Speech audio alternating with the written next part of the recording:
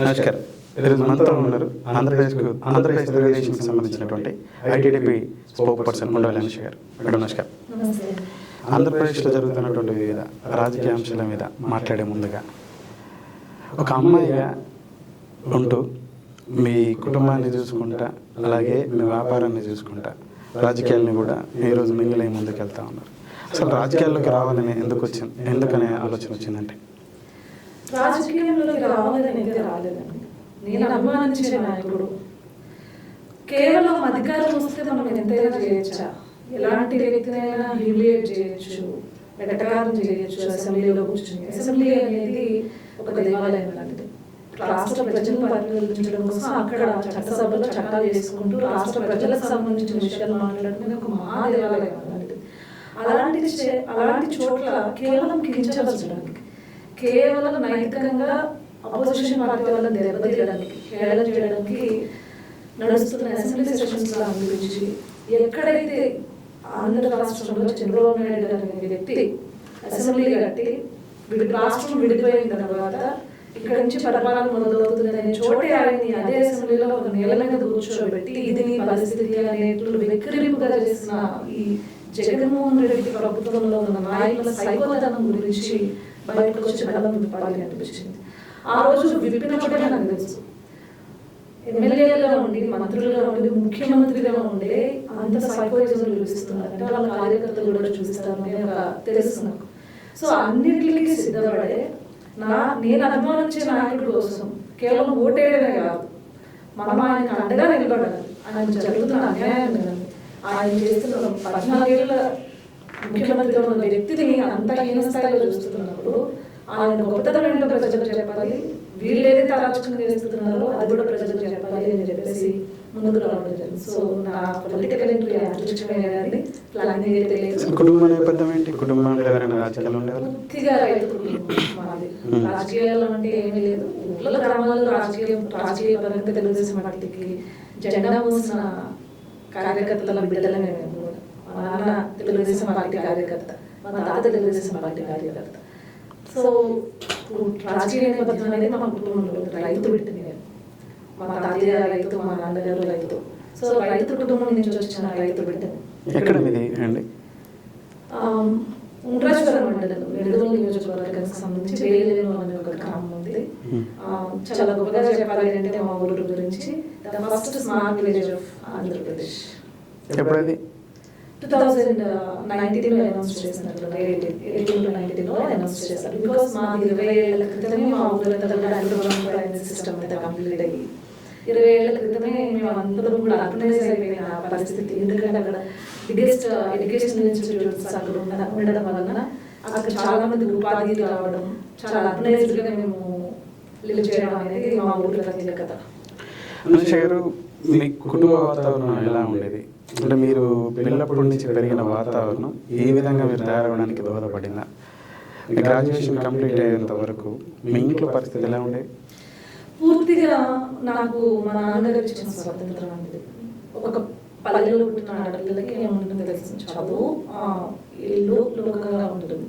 కానీ మా నాన్న ఏంటి అంటే, ఆడపిల్ల అంటే కేవలం ఇంటికే పరిమితం కాదు, నువ్వు వెళ్ళు కబడ్డీ, నేను కబడ్డీ డిస్ట్రిక్ట్ వరకు నేను గేమ్స్ ఆడాను అనమాట. ఏది ఆడినా పర్వాలేదు. ఈవెన్ ఎట్లా అంటే మా డాడీ కొంచెం ఎట్లా ఉండేవారు, మా ఊర్లో పంచాయతీలో కబడ్డీ పోటీలు జరిగాయి అనమాట. పోటీ జరిగితే వేరే ప్లేయర్స్ ఉండేవాళ్ళు. మేము మ్యాచ్ విన్ అయిన తర్వాత మా డాడీకి ఒక ఇది, ఏ మగాడైనా వచ్చి తన కూతురు ముందు ఆడారు అనే ఒక గర్వం మా నాన్నకి. సో నా గురించి అంత ప్రౌడ్గా ఫీల్ అయ్యేవారు అనమాట, నా కూతురు ఎవరు ఇది చేయలేదు. సో ఇంత స్ట్రాంగ్ మైండ్ రావడానికి, లేకపోతే ఇంత నేను నా చుట్టూ ఇంత జరిగిన కూడా నేను తట్టుకుని చూడడానికి కారణం మా ఫాదర్. ఒక అమ్మాయిని ఒక ఫాదర్ కనుక అట్లా పెంచితే, తనని స్ట్రాంగ్ మైండ్గా పెంచితే ఎలాంటి పరిస్థితుల్లోనే నిలదొక్కునే ఒక మైండ్ సెట్ అమ్మాయికి వస్తుంది. నాన్న చనిపోయినప్పుడు మీరు చాలా బాధపడారని ఒకటి ఉంటుంది. ఎలా అసలు ఏం ఎలా చనిపోయినా? నాన్నగారు ఎలక్షన్స్ టైం ఉన్నప్పుడు మాకు ట్రాక్టర్స్ ఉండేవి. సో ఊర్లో ట్రాక్టర్ అంతా చూడడం, దమ్ములు చేయడం, మళ్ళీ నైట్ వచ్చి ఎలక్షన్ క్యాంపెయిన్ చేయడం, ఫుడ్ ఉండేది కాదు సరిగ్గా, పాపము నిద్ర ఉండేది కాదు. నైట్ ఎలక్షన్ క్యాంపెయిన్ చేసేవాళ్ళు, మార్నింగ్ చుట్టుపక్కల ఊర్లకు ఉన్నది మేజర్గా మా ఫాదర్ అనమాట. అందులో తగ్గట్టు పేదవాళ్ళకి బాగా హెల్ప్ చేశారు. సో సర్కారు రైతులు అన్నారు కదా, వాళ్ళందరికీ చూసుకోవడము ఇవన్నీ చేసేసరికి 4-5 days ఆఫ్ గ్యాప్లో ఆయనకి స్ట్రెయిన్ అయిపోయి స్ట్రెస్ అయిపోయి హార్ట్ అటాక్ వచ్చింది.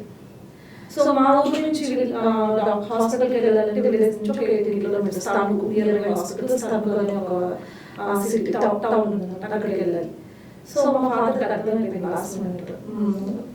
అది డాక్టర్ వచ్చి ప్రైమరీ చేసిన is not going to be అని చెప్పేసి, సో ఆయన నన్ను పిలిచి పక్కన, నాకు అప్పుడు 14 years చెప్పారు, ఇంకా తమ్ముడికి ఏం తెలియదు, అమ్మకి ఏం తెలియదు, కుటుంబంలో నా తర్వాత చూసుకోవాల్సిందంటే నువ్వు, మనం ఎవరికి ఎంత ఇచ్చాము, మనం ఎవరికి ఎంత ఇచ్చారు, మొత్తం అన్ని చూసుకుని ఫ్యామిలీని చూసుకోవాలని చెప్పేసి ద లాస్ట్ వర్డ్, నేను చనిపోతే నువ్వు కదిలి పెట్టదు, అమ్మని తమ్ముని ఎంత బాగా చూసుకుంటావో అనేది నీ మీద ఆధారపడింది, కాబట్టి నా తర్వాత నువ్వే అని గుర్తుపెట్టుకోని ద లాస్ట్ వర్డ్స్ ఆయన చెప్పి నా ఒళ్ళోనే చెప్పబెట్టారు. నా ఒళ్ళో నుంచే ఆయన హాస్పిటల్కి తీసుకెళ్ళారు, దానిలోనే ఇదైపోయారనేది చెప్పారు. సో అప్పటి నుంచి మా ఫ్యామిలీలో ఎలాంటి నెక్స్ట్ మా అమ్మాయి చనిపోయినా తర్వాత చాలా చాలా జరిగినా కూడా బాధ అయితే ఎప్పుడు పడాల. మా నాన్న చెప్పిన చావులు కూడా ధైర్యంగా ఉండి మనం పోరాడితే బ్రతుకు అనేది మా నాన్న చెప్పిన ఒక సిద్ధాంతం. ఇప్పుడు మీ నాన్నగారు అంటే బిజీ షెడ్యూల్, పార్టీ కార్యక్రమాలు అయితే పొలం పనులు ఇతరత్ర వాటి బిజీ షెడ్యూల్ ఉండడం వల్ల ప్రాపర్ ఫుడ్ లేకపోతే, కానీ పొలిటికల్ ప్రెజర్ ఉండేదని చెప్పేసి ఒకటి ఉంటుంది, అందులో ఏమి కోసం అంటే political pressure in the sense, నేను నమ్మిన నాయకుడు చంద్రబాబు నాయుడు గారు, ఆయన గెలిపించుకోవాలి, ఆయన నిలబెట్టిన క్యాండిడేట్ మా ఊరి నుంచి, అది కూడా మా ఊరి నుంచి మా నాన్నగారికి ఎంతో ఇష్టమైన సన్నిహితుడు, కుటుంబం నుంచి వస్తున్న వ్యక్తి, ఎట్లయినా అతన్ని గెలిపించాలి, సర్పంచ్గా గెలిపించాలి ఆయన ఒక గట్టి దృఢంగా నిశ్చయించుకుని పనిచేశారు. అప్పుడు ఉన్నది కాంగ్రెస్ గవర్నమెంట్ కాబట్టి ఎగిరితే మా ఊర్లో తెలుగుదేశం పార్టీ జెండా ఎగరాలి అని చెప్పేసి మా నాన్నగారు చాలా కష్టపడి పనిచేయడం జరిగింది. సంతోషమైన విషయం ఏంటంటే మా ఊర్లో ఇప్పటివరకు తెలుగుదేశం పార్టీ జెండా తప్పించి ఇంకొక పార్టీ జెండా ఎగరలేదు. చాలా నేను అది గర్వపడతాను. ఆఖరికి మా నాన్నగారు చనిపోయిన నెక్స్ట్ డే ఎలక్షన్ అయితే ఆ ఎలక్షన్ మా నాన్న తాను ఓటేసి వచ్చారు తెలుగుదేశం పార్టీకి. అది ఆ పార్టీకి ఉన్న కమిట్మెంట్ మా ఫ్యామిలీకి. సో ఆ కమిట్మెంట్ ఈరోజు నాకు వచ్చింది. సో మీ అదే మీ నాన్న అమ్మ అయితే ఏంటి, తర్వాత మీ నాన్న, ఈరోజు మీరు పార్టీకి ఇంత పెద్ద ఎత్తున పని చేసుకుంటా, దాదాపు నాకు తెలిసి 83 నుంచి మీరు ఇలా ముందుకు వెళ్తా ఉన్నారు. ఏమి ఇచ్చింది పార్టీ అనూష గారికి, అనూష కుటుంబానికంటే? ఈ రోజు పార్టీ మనకి ఏదో చేస్తుంది అని ఇక్కడ పనిచేయట్లేదు. నువ్వు పనిచేస్తే పార్టీ ఖచ్చితంగా గుర్తిస్తుంది. ఇక్కడ పార్టీ ఈ రోజు మనం గొప్పగా చెప్పుకుంటున్నాం. చంద్రబాబు నాయుడు గారి వలన ఆంధ్ర రాష్ట్రానికి కియా వచ్చింది. కియాలో ఎంతోమంది బిడ్డలు జరుగుతున్నారు, అందులో నా బిడ్డ కూడా ఉండొచ్చు. హైదరాబాద్ సిటీ నిర్మాణం చేసి ఇక్కడ ఎన్నో కంపెనీలను తీసుకొచ్చి బిల్గేట్స్ లాంటి వాళ్ళతో మాట్లాడి ఎన్నో కంపెనీలు, టెక్ కంపెనీస్ అన్ని తీసుకొచ్చి high standards of living Hyderabad అందించారు. నాలాంటి తల్లి కన్నా బిడ్డలకి ఎంతో మంది ఇక్కడ చదివి వాళ్ళ జీవితాన్ని పునాదులు వేసుకుంటున్నారు. సో పార్టీ నాకు ఏమి ఇచ్చింది కదా, నా భవిష్యత్తు తరాలకి ఏమి ఇస్తుంది పార్టీ, నా భవిష్యత్తు తరాలకి బాగా ఏమి ఇస్తున్నారు, ఏం మాట్లాడేస్తున్నారు అనేది చూసి నేను వచ్చాను.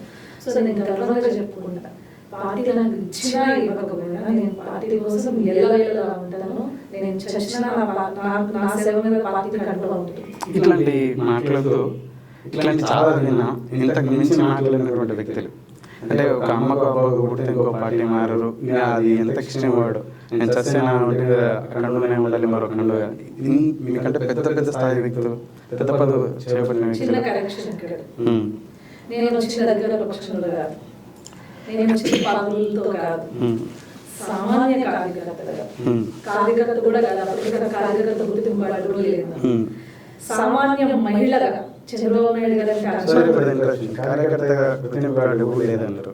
83 నుంచి తెలుగుదేశం పార్టీలో ఉన్నారు, మరి గుర్తింపు కార్డు తీసుకోవాలంటే నేను నాదే పార్టీ అనుకున్నప్పుడు గుర్తింపు కార్డు ఎందుకు? నాకు సంబంధించిన పార్టీ కోసం నేను ఓటేయడం, నా చుట్టుపక్కల ఉన్న 10 మంది ఓటేయించడం. సో అప్పుడు కూడా నాకు గుర్తింపు కూడా లేదు. అయినా కూడా నేను పార్టీ కోసం వచ్చి 151 మంది మాకు ఒక కౌరవులు లాంటి ఆంధ్ర రాష్ట్రంలో ఎమ్మెల్యేలు ఉన్నారు, వాళ్ళని నేను ఎదుర్కొంటున్నాను అనే ధైర్యం ఉన్నప్పుడు ఎంత ధైర్యం ఉండాలి ప్రతిపక్ష పార్టీలో. సో నేను పదవులు పోతాయనే భయం లేదు, ఈ రోజు వీళ్ళేదో నన్ను వచ్చి కొత్తగా నా కుటుంబాన్ని ఇంకొకటి ఏదో చేస్తారు అనే భయం లేదు. నేను పార్టీ మారడానికి ఇంతకు మించిన నేను చేయలేదు, ఇంతకు మించిన నన్ను నా క్యారెక్టర్ అసాసినేషన్ అయితే చేయలేదు, ఇంతకు మించిన నన్ను దిగజారేదని ఇంకే విధంగానూ మాట్లాడలేదు, అన్ని రకాలుగానే అయిపోయింది. సో నేను కొత్తగా మా పార్టీ మారాల్సిన అవసరం లేదు, పార్టీ అధికారంలో ఉన్న ప్రతిపక్షంలో ఉన్న అంశం ఉండాలి అని ఖచ్చితంగా అంశం ఉండాలి, ఎప్పుడు పార్టీతోనే ఉంటుంది. మీరు క్యారెక్టర్ అసోసియేషన్ అని చెప్పేసి అన్నారు, మిమ్మల్ని బాగా బాధించినటువంటి వ్యాఖ్యలు మీ మీద నేను కూడా నోటీస్ చేయడం జరిగింది. అంటే ఎవరెవరితోనో మీకు అఫేర్స్ అని చెప్పేసి అని బాగా ప్రాచుర్యంలో ఉన్నటువంటి బైరెడ్డి సిద్ధార్థ రెడ్డి గారితో ఏవో ఫొటోస్ అని చెప్పేసి నాకు మార్ఫింగ్గా ఒరిజినల్ అనేది తెలియదు, కానీ ఆ ఫొటోస్ బయట పెట్టేసి మీకు వాడుతూ ఉందని చెప్పేసి అని ఇంకా చాలా విధాలుగా మిమ్మల్ని పర్సనల్ రిలేషన్ చేసేసి మీ ఫ్యామిలీకి సంబంధించిన వాళ్ళని కానీ మీ షాప్ విషయంలో కానీ సైకలాజికల్గా అండ్ ఫిజికల్గా కూడా మీ మీద కొన్నిసార్లు దాడులు చేసే ప్రయత్నం. ఎందుకు నాకు ఇది యాజ్ ఎ ఎంటర్ప్రీనర్గా, అలాగే ఒక ఇన్నోసెంట్ ఫ్యామిలీ నుంచి వచ్చిన నేను ఈ రాజకీయం ఎందుకు వద్దు, నాకు ఏదో అనుకొని వచ్చా కానీ వెళ్ళిపోవాలనే ఆలోచన ఎప్పుడు రాలేదు? ఎప్పుడు రాలేదు, భయం అయితే లేదు నాకు. ఎప్పుడైనా ఆలోచించాను అంటే మా అమ్మ బాధపడుతుందా, మా తమ్ముడు ఇబ్బంది పడుతున్నాడా అని ఆలోచించాను తప్పించి బాధపడరా? ఎప్పుడు బాధపడాలి. ఎప్పుడైనా లైఫ్ గురించి మీరు మాట్లాడినప్పుడు నేను అన్న పిలిచిన వాళ్ళు లేకపోతే నాకు తెలిసిన వాళ్ళ గురించి గబ్బుకొని మాట్లాడుతుంటే అప్పుడు నేను అనుకుంటాడు ఏంటి ఇది చాలా అవసరంగా ఇట్లా వచ్చింది అని బాధపడుతుంది తప్పించి నన్ను ఏదో అన్నారని అయితే బాధపడదు. నేనేంటి అనేది నా కుటుంబానికి తెలుసు, నా గురించి వంద చెప్పినా నా కుటుంబంలో. ఎందుకంటే నేను ఎలా ఏ స్థాయి నుంచి నిలబడ్డాను, నిలదొక్కున్నాను, ఈ స్థాయి వరకు నా కుటుంబాన్ని నిలబెట్టడానికి నేను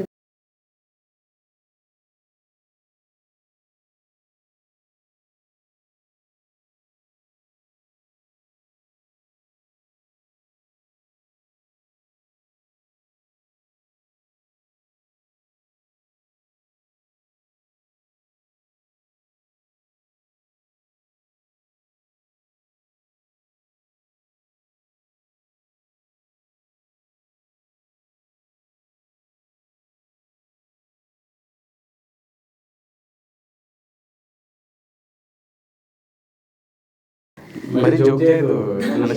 సిద్ధార్థ రెడ్డి సిద్ధార్థ రెడ్డి అనే వ్యక్తి వైఎస్ఆర్సీపీ పార్టీకి ఏదో పోస్ట్ లో ఉన్నాడు అనే విషయం తెలుసు. అతని క్యారెక్టర్ గురించి తెలియదు, అతని ఆ కైండ్ ఆఫ్ పర్సన్ కూడా నాకు యూట్యూబ్ ఛానల్ అయితే తెలుసు నాకు. అంతకు మించి అతను ఎవరు ఏంటి అనేది తెలియదు. నేను ఎప్పుడు పర్సనల్ గా నాకు తెలిసి చూసింది కూడా లేదు. అతను ఈ క్వశ్చన్ అడిగిన కూడా అదే చెప్తాడు అనుకుంటా. నేను ఎప్పుడు ముఖపరిచయం కూడా లేదు. సిద్ధార్థ రెడ్డి గారితో ఏదైతే వచ్చిందో అది మోస్ట్లీ వచ్చిందో పొరపాటు వల్ల వచ్చింది. నేను ఆఫ్లైన్ లో మా పార్టీ కార్యకర్తలతోనే ఒక చిన్న స్టేట్మెంట్ ఇవ్వడం జరిగింది సిద్ధార్థ రెడ్డి గారి గురించి.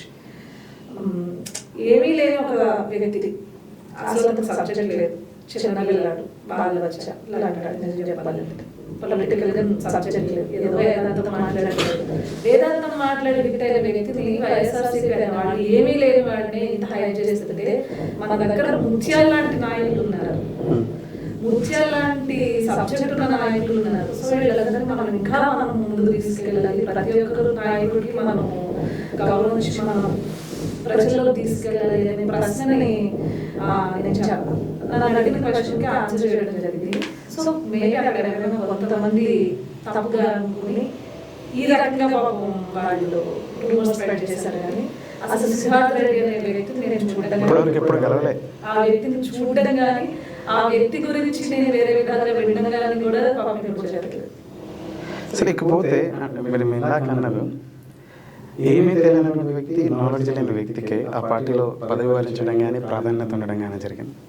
మన దగ్గర ముత్యాల లాంటి వ్యక్తులు ఉన్నారని చెప్పేసి పెద్ద నాయకులు పక్కన పెడదాం, కాస్త సోషల్ మీడియా ప్లాట్ఫామ్ మీద మీలాగా పనిచేసేటటువంటి వ్యక్తులకి సరైన ప్రాధాన్యత ఉండట్లేదు అని చెప్పేసి పెద్ద పెద్ద నాయకుల్ని, పెద్ద పెద్ద పదవులు చేసిన వాళ్ళని పార్టీ ఏ విధంగా అనేది కష్టపడి ఏం ఆశించుకోకుండా, మీరు అన్నట్టు పదవులు లేకపోతే పైసలు ఏం ఆశించుకోకుండా నిస్వార్థంగా పార్టీకి పనిచేసేటప్పుడు కూడా అవమానాలు ఉంటున్నాయని చెప్పేసి అనే ప్రశ్నకి మీ సమాధానం? వాస్తవం, పూర్తిగా. ఈరోజు ఎవరైనా విషయం ఉండాలి, ఎక్కడి నుంచి వచ్చింది, మారుమూల పల్లె నుంచి వచ్చింది ఒక అమ్మాయి.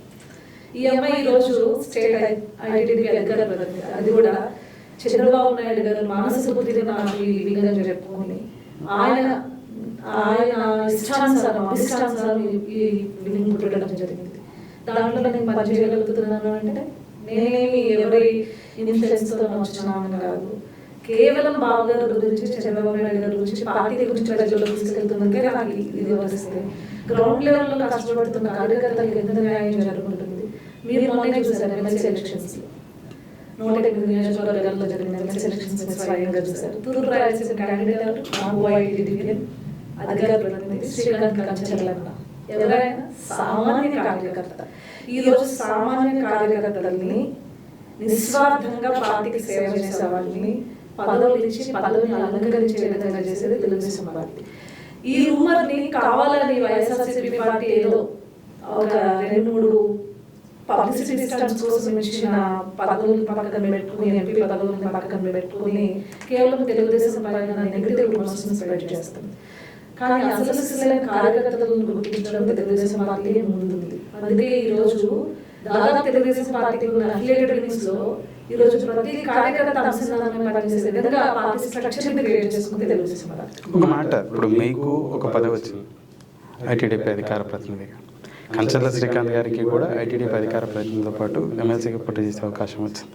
మరి ఆర్థిక బలమో మరి ఇతర కారణాల చేత.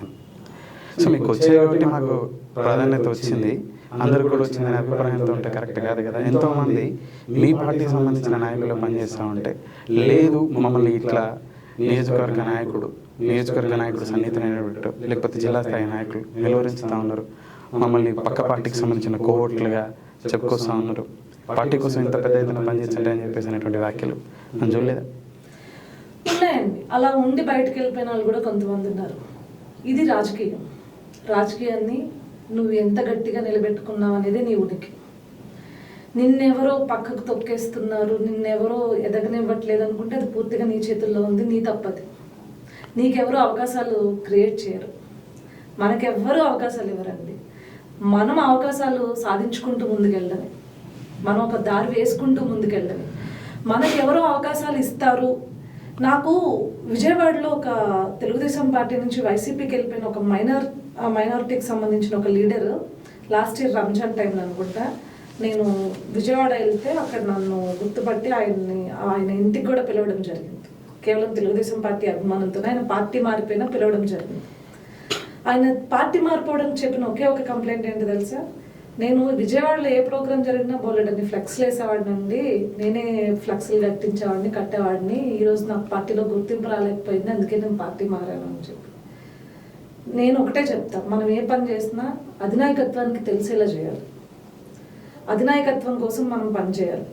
అంతేగాని మీరు ఎవరికి తెలియకుండా పార్టీ కోసం పని చేసుకుంటూ వెళ్ళిపోతున్నప్పుడు, మీ పని ఎవరికి తెలియనప్పుడు మీకు ఎట్లా గుర్తింపు వస్తుంది? రాదు. మీరు ఏ పని చేసినా పార్టీ కోసం పని చేస్తున్నప్పుడు ప్రజలకి తెలియాలి, అదేవిధంగా అధినాయకత్వానికి ఇద్దరికీ తెలియాలి. ఎవరు మమ్మల్ని గుర్తించట్లేదు అందుకే మేము ఇట్లా ఈరోజు తప్పుకుంటున్నాము, మమ్మల్ని తొక్కేస్తున్నారు అనేది తప్పు. ఇది రాజకీయం. నువ్వు నడుస్తూ ఉంటే నీ వెనకాల ఇంకొక నలుగురు అదే పదవి కోసమో అదే పొజిషన్ కోసం నడుస్తూ ఉంటారు. ఎవరు దాన్ని అందిపుచ్చుకోగలిగే సత్తువ ఉంటాయో వాడే నాయకుడు కోసమే ఏ రాజకీయ పార్టీలైనా చూస్తాయి. నాయకుడు అవ్వాలి అంటే నీ చుట్టూ ఉన్న రాజకీయాన్ని గమనిస్తూ వాటిని ఏ విధంగా ఛేదించుకుంటూ మనం ముందుకెళ్తామో అప్పుడే నీ నాయకత్వ లక్షణాలు తెలిస్తే నేను పార్టీ అధినాయకత్వం గుర్తిస్తుంది. అంతేగాని ఎక్కడో ఒక చిన్న మారుమూల గ్రామంలో పుట్టిన కంచర్ల శ్రీకాంత్ అన్నైనా లేకపోతే నేనైనా ఈరోజు స్టేట్ పదవులు వచ్చినాయి మిగతా వాళ్ళకి రాలేదు అంటే మేము నా అధినాయకత్వానికి తెలిసేలా పనిచేసి ఉండొచ్చు. సో అందుకే ఈరోజు మాకు గుర్తింపు వచ్చింది. మీరు చాలా అగ్రెసివ్గా అండ్ ఉమెన్గా ఉండి మాట్లాడడం కారణం చేత నోటీస్ అయ్యారనేది ఒకటి ఉంటుంది. శ్రీకాంత్ గారు ఆర్థికమైనటువంటి పరిపుష్టి కలిగినటువంటి వ్యక్తి అండ్ రాజకీయమైనటువంటి కుటుంబాన్ని. శ్రీకాంత్ అన్న ఆర్థిక పరిపుష్టమైన వ్యక్తి కాబట్టి అవకాశం వచ్చిందంటే ఒప్పుకోండి. శ్రీకాంత్ అన్న గురించి ఏం తెలుసు మీకు? అవకాశం వచ్చింది అనట్లేదు, అధినాయకత్వం తెలిసిందని. ఆయనకున్న ఇంజనీరింగ్ కాలేజ్ ప్రకాశం జిల్లాలో దాన్ని కేవలం పార్టీ కోసము దానిపైన ఆ రోజు కాంగ్రెస్ పార్టీ దానిపైన ఒక ఆ ఇనప పాదం మోపితే అయినా కూడా పట్టించుకోకుండా తెలుగుదేశం పార్టీ కోసమే పనిచేస్తామని చెప్పి అక్కడ తెలుగుదేశం పార్టీ కార్యకర్తలకి ట్రైనింగ్ క్లాసెస్ రన్ చేశారు. ఇంజనీరింగ్ కాలేజ్ని పూర్తిగా క్లోజ్ చేసి, వాళ్ళ ఆర్థిక స్థితి, వాళ్ళ ఆర్థికంగా కూడా అక్కడ నష్టపోతున్నామని తెలిసినా కూడా తెలుగుదేశం పార్టీ కోసం పనిచేశారు. వాళ్ళు ఒక ఏ రకంగా పనిచేశారో, వాళ్ళ ఫ్యామిలీ ఏ రకంగా పనిచేస్తుంది, ఈవెన్ శ్రీకాంత్ అన్న వాళ్ళ వైఫ్ వదిన కూడా ఏ రకంగా కష్టపడి పనిచేసిందో తెలుగుదేశం పార్టీ కోసము, ఈవెన్ పక్క కాన్స్టిట్యున్సీస్ వాళ్ళ క్యాంపెయినింగ్లో కూడా ఏ రకంగా పనిచేసింది ఈరోజు మేము దగ్గరుండి మేము చూసిన వాళ్ళని. కేవలం ఆర్థిక పరిస్థితి బాగుందని ఎప్పుడు తెలుగుదేశం పార్టీ ఇవ్వదు. ఈరోజు పార్టీ కోసం ఎవరైతే లాయల్గా ఉన్నారో ఆ లాయల్టీని చూసి ఈరోజు ముందుకు తీసుకెళ్తారు తెలుగుదేశం పార్టీ అనేది.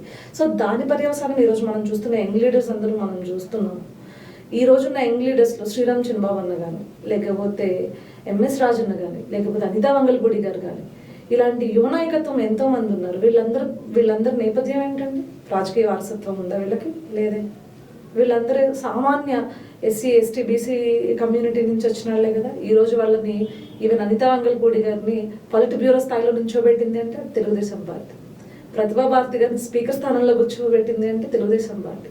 సో దయచేసి తెలుగుదేశం పార్టీకి ఉన్న ముద్రని మీరు కూడా క్యారీ ఫార్వర్డ్ చేయొద్దు. ఎందుకంటున్నానంటే తెలుగుదేశం పార్టీ అనేది పూర్తిగా కార్యకర్తల పార్టీ, ప్రజల పార్టీ. అది మీరు ఇందాక అన్నారు అధినాయకత్వానికి తెలిసేలాగా మన పనులు ఉండాలి. అధినాయకత్వానికి తెలిసేలాగా కాకోకుండా పార్టీ బలోపేతానికి వాళ్ళ పనులు ఉంటా ఉన్నాయి. అది అధినాయకత్వం గుర్తించే వాళ్ళకు ప్రాధాన్యత ఇవ్వాలి. కానీ వారి దృష్టిలో పడాలనే ఉద్దేశంతో మాట్లాడడం కానీ ఏదైనా పని చేయడం అనేది అంత సబబు కాదనుకుంటా.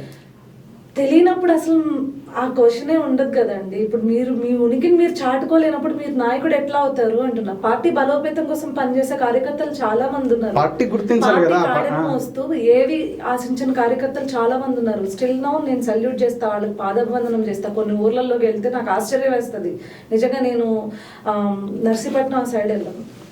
వాళ్ళకి ఏం వద్దని చాలా పెద్దవాళ్ళు, వాళ్ళ వయసులో 80 ఏళ్ళు 90 ఏళ్ళు, వాళ్ళకి ఏం వద్దు. పార్టీ కావాలి వాళ్ళకి.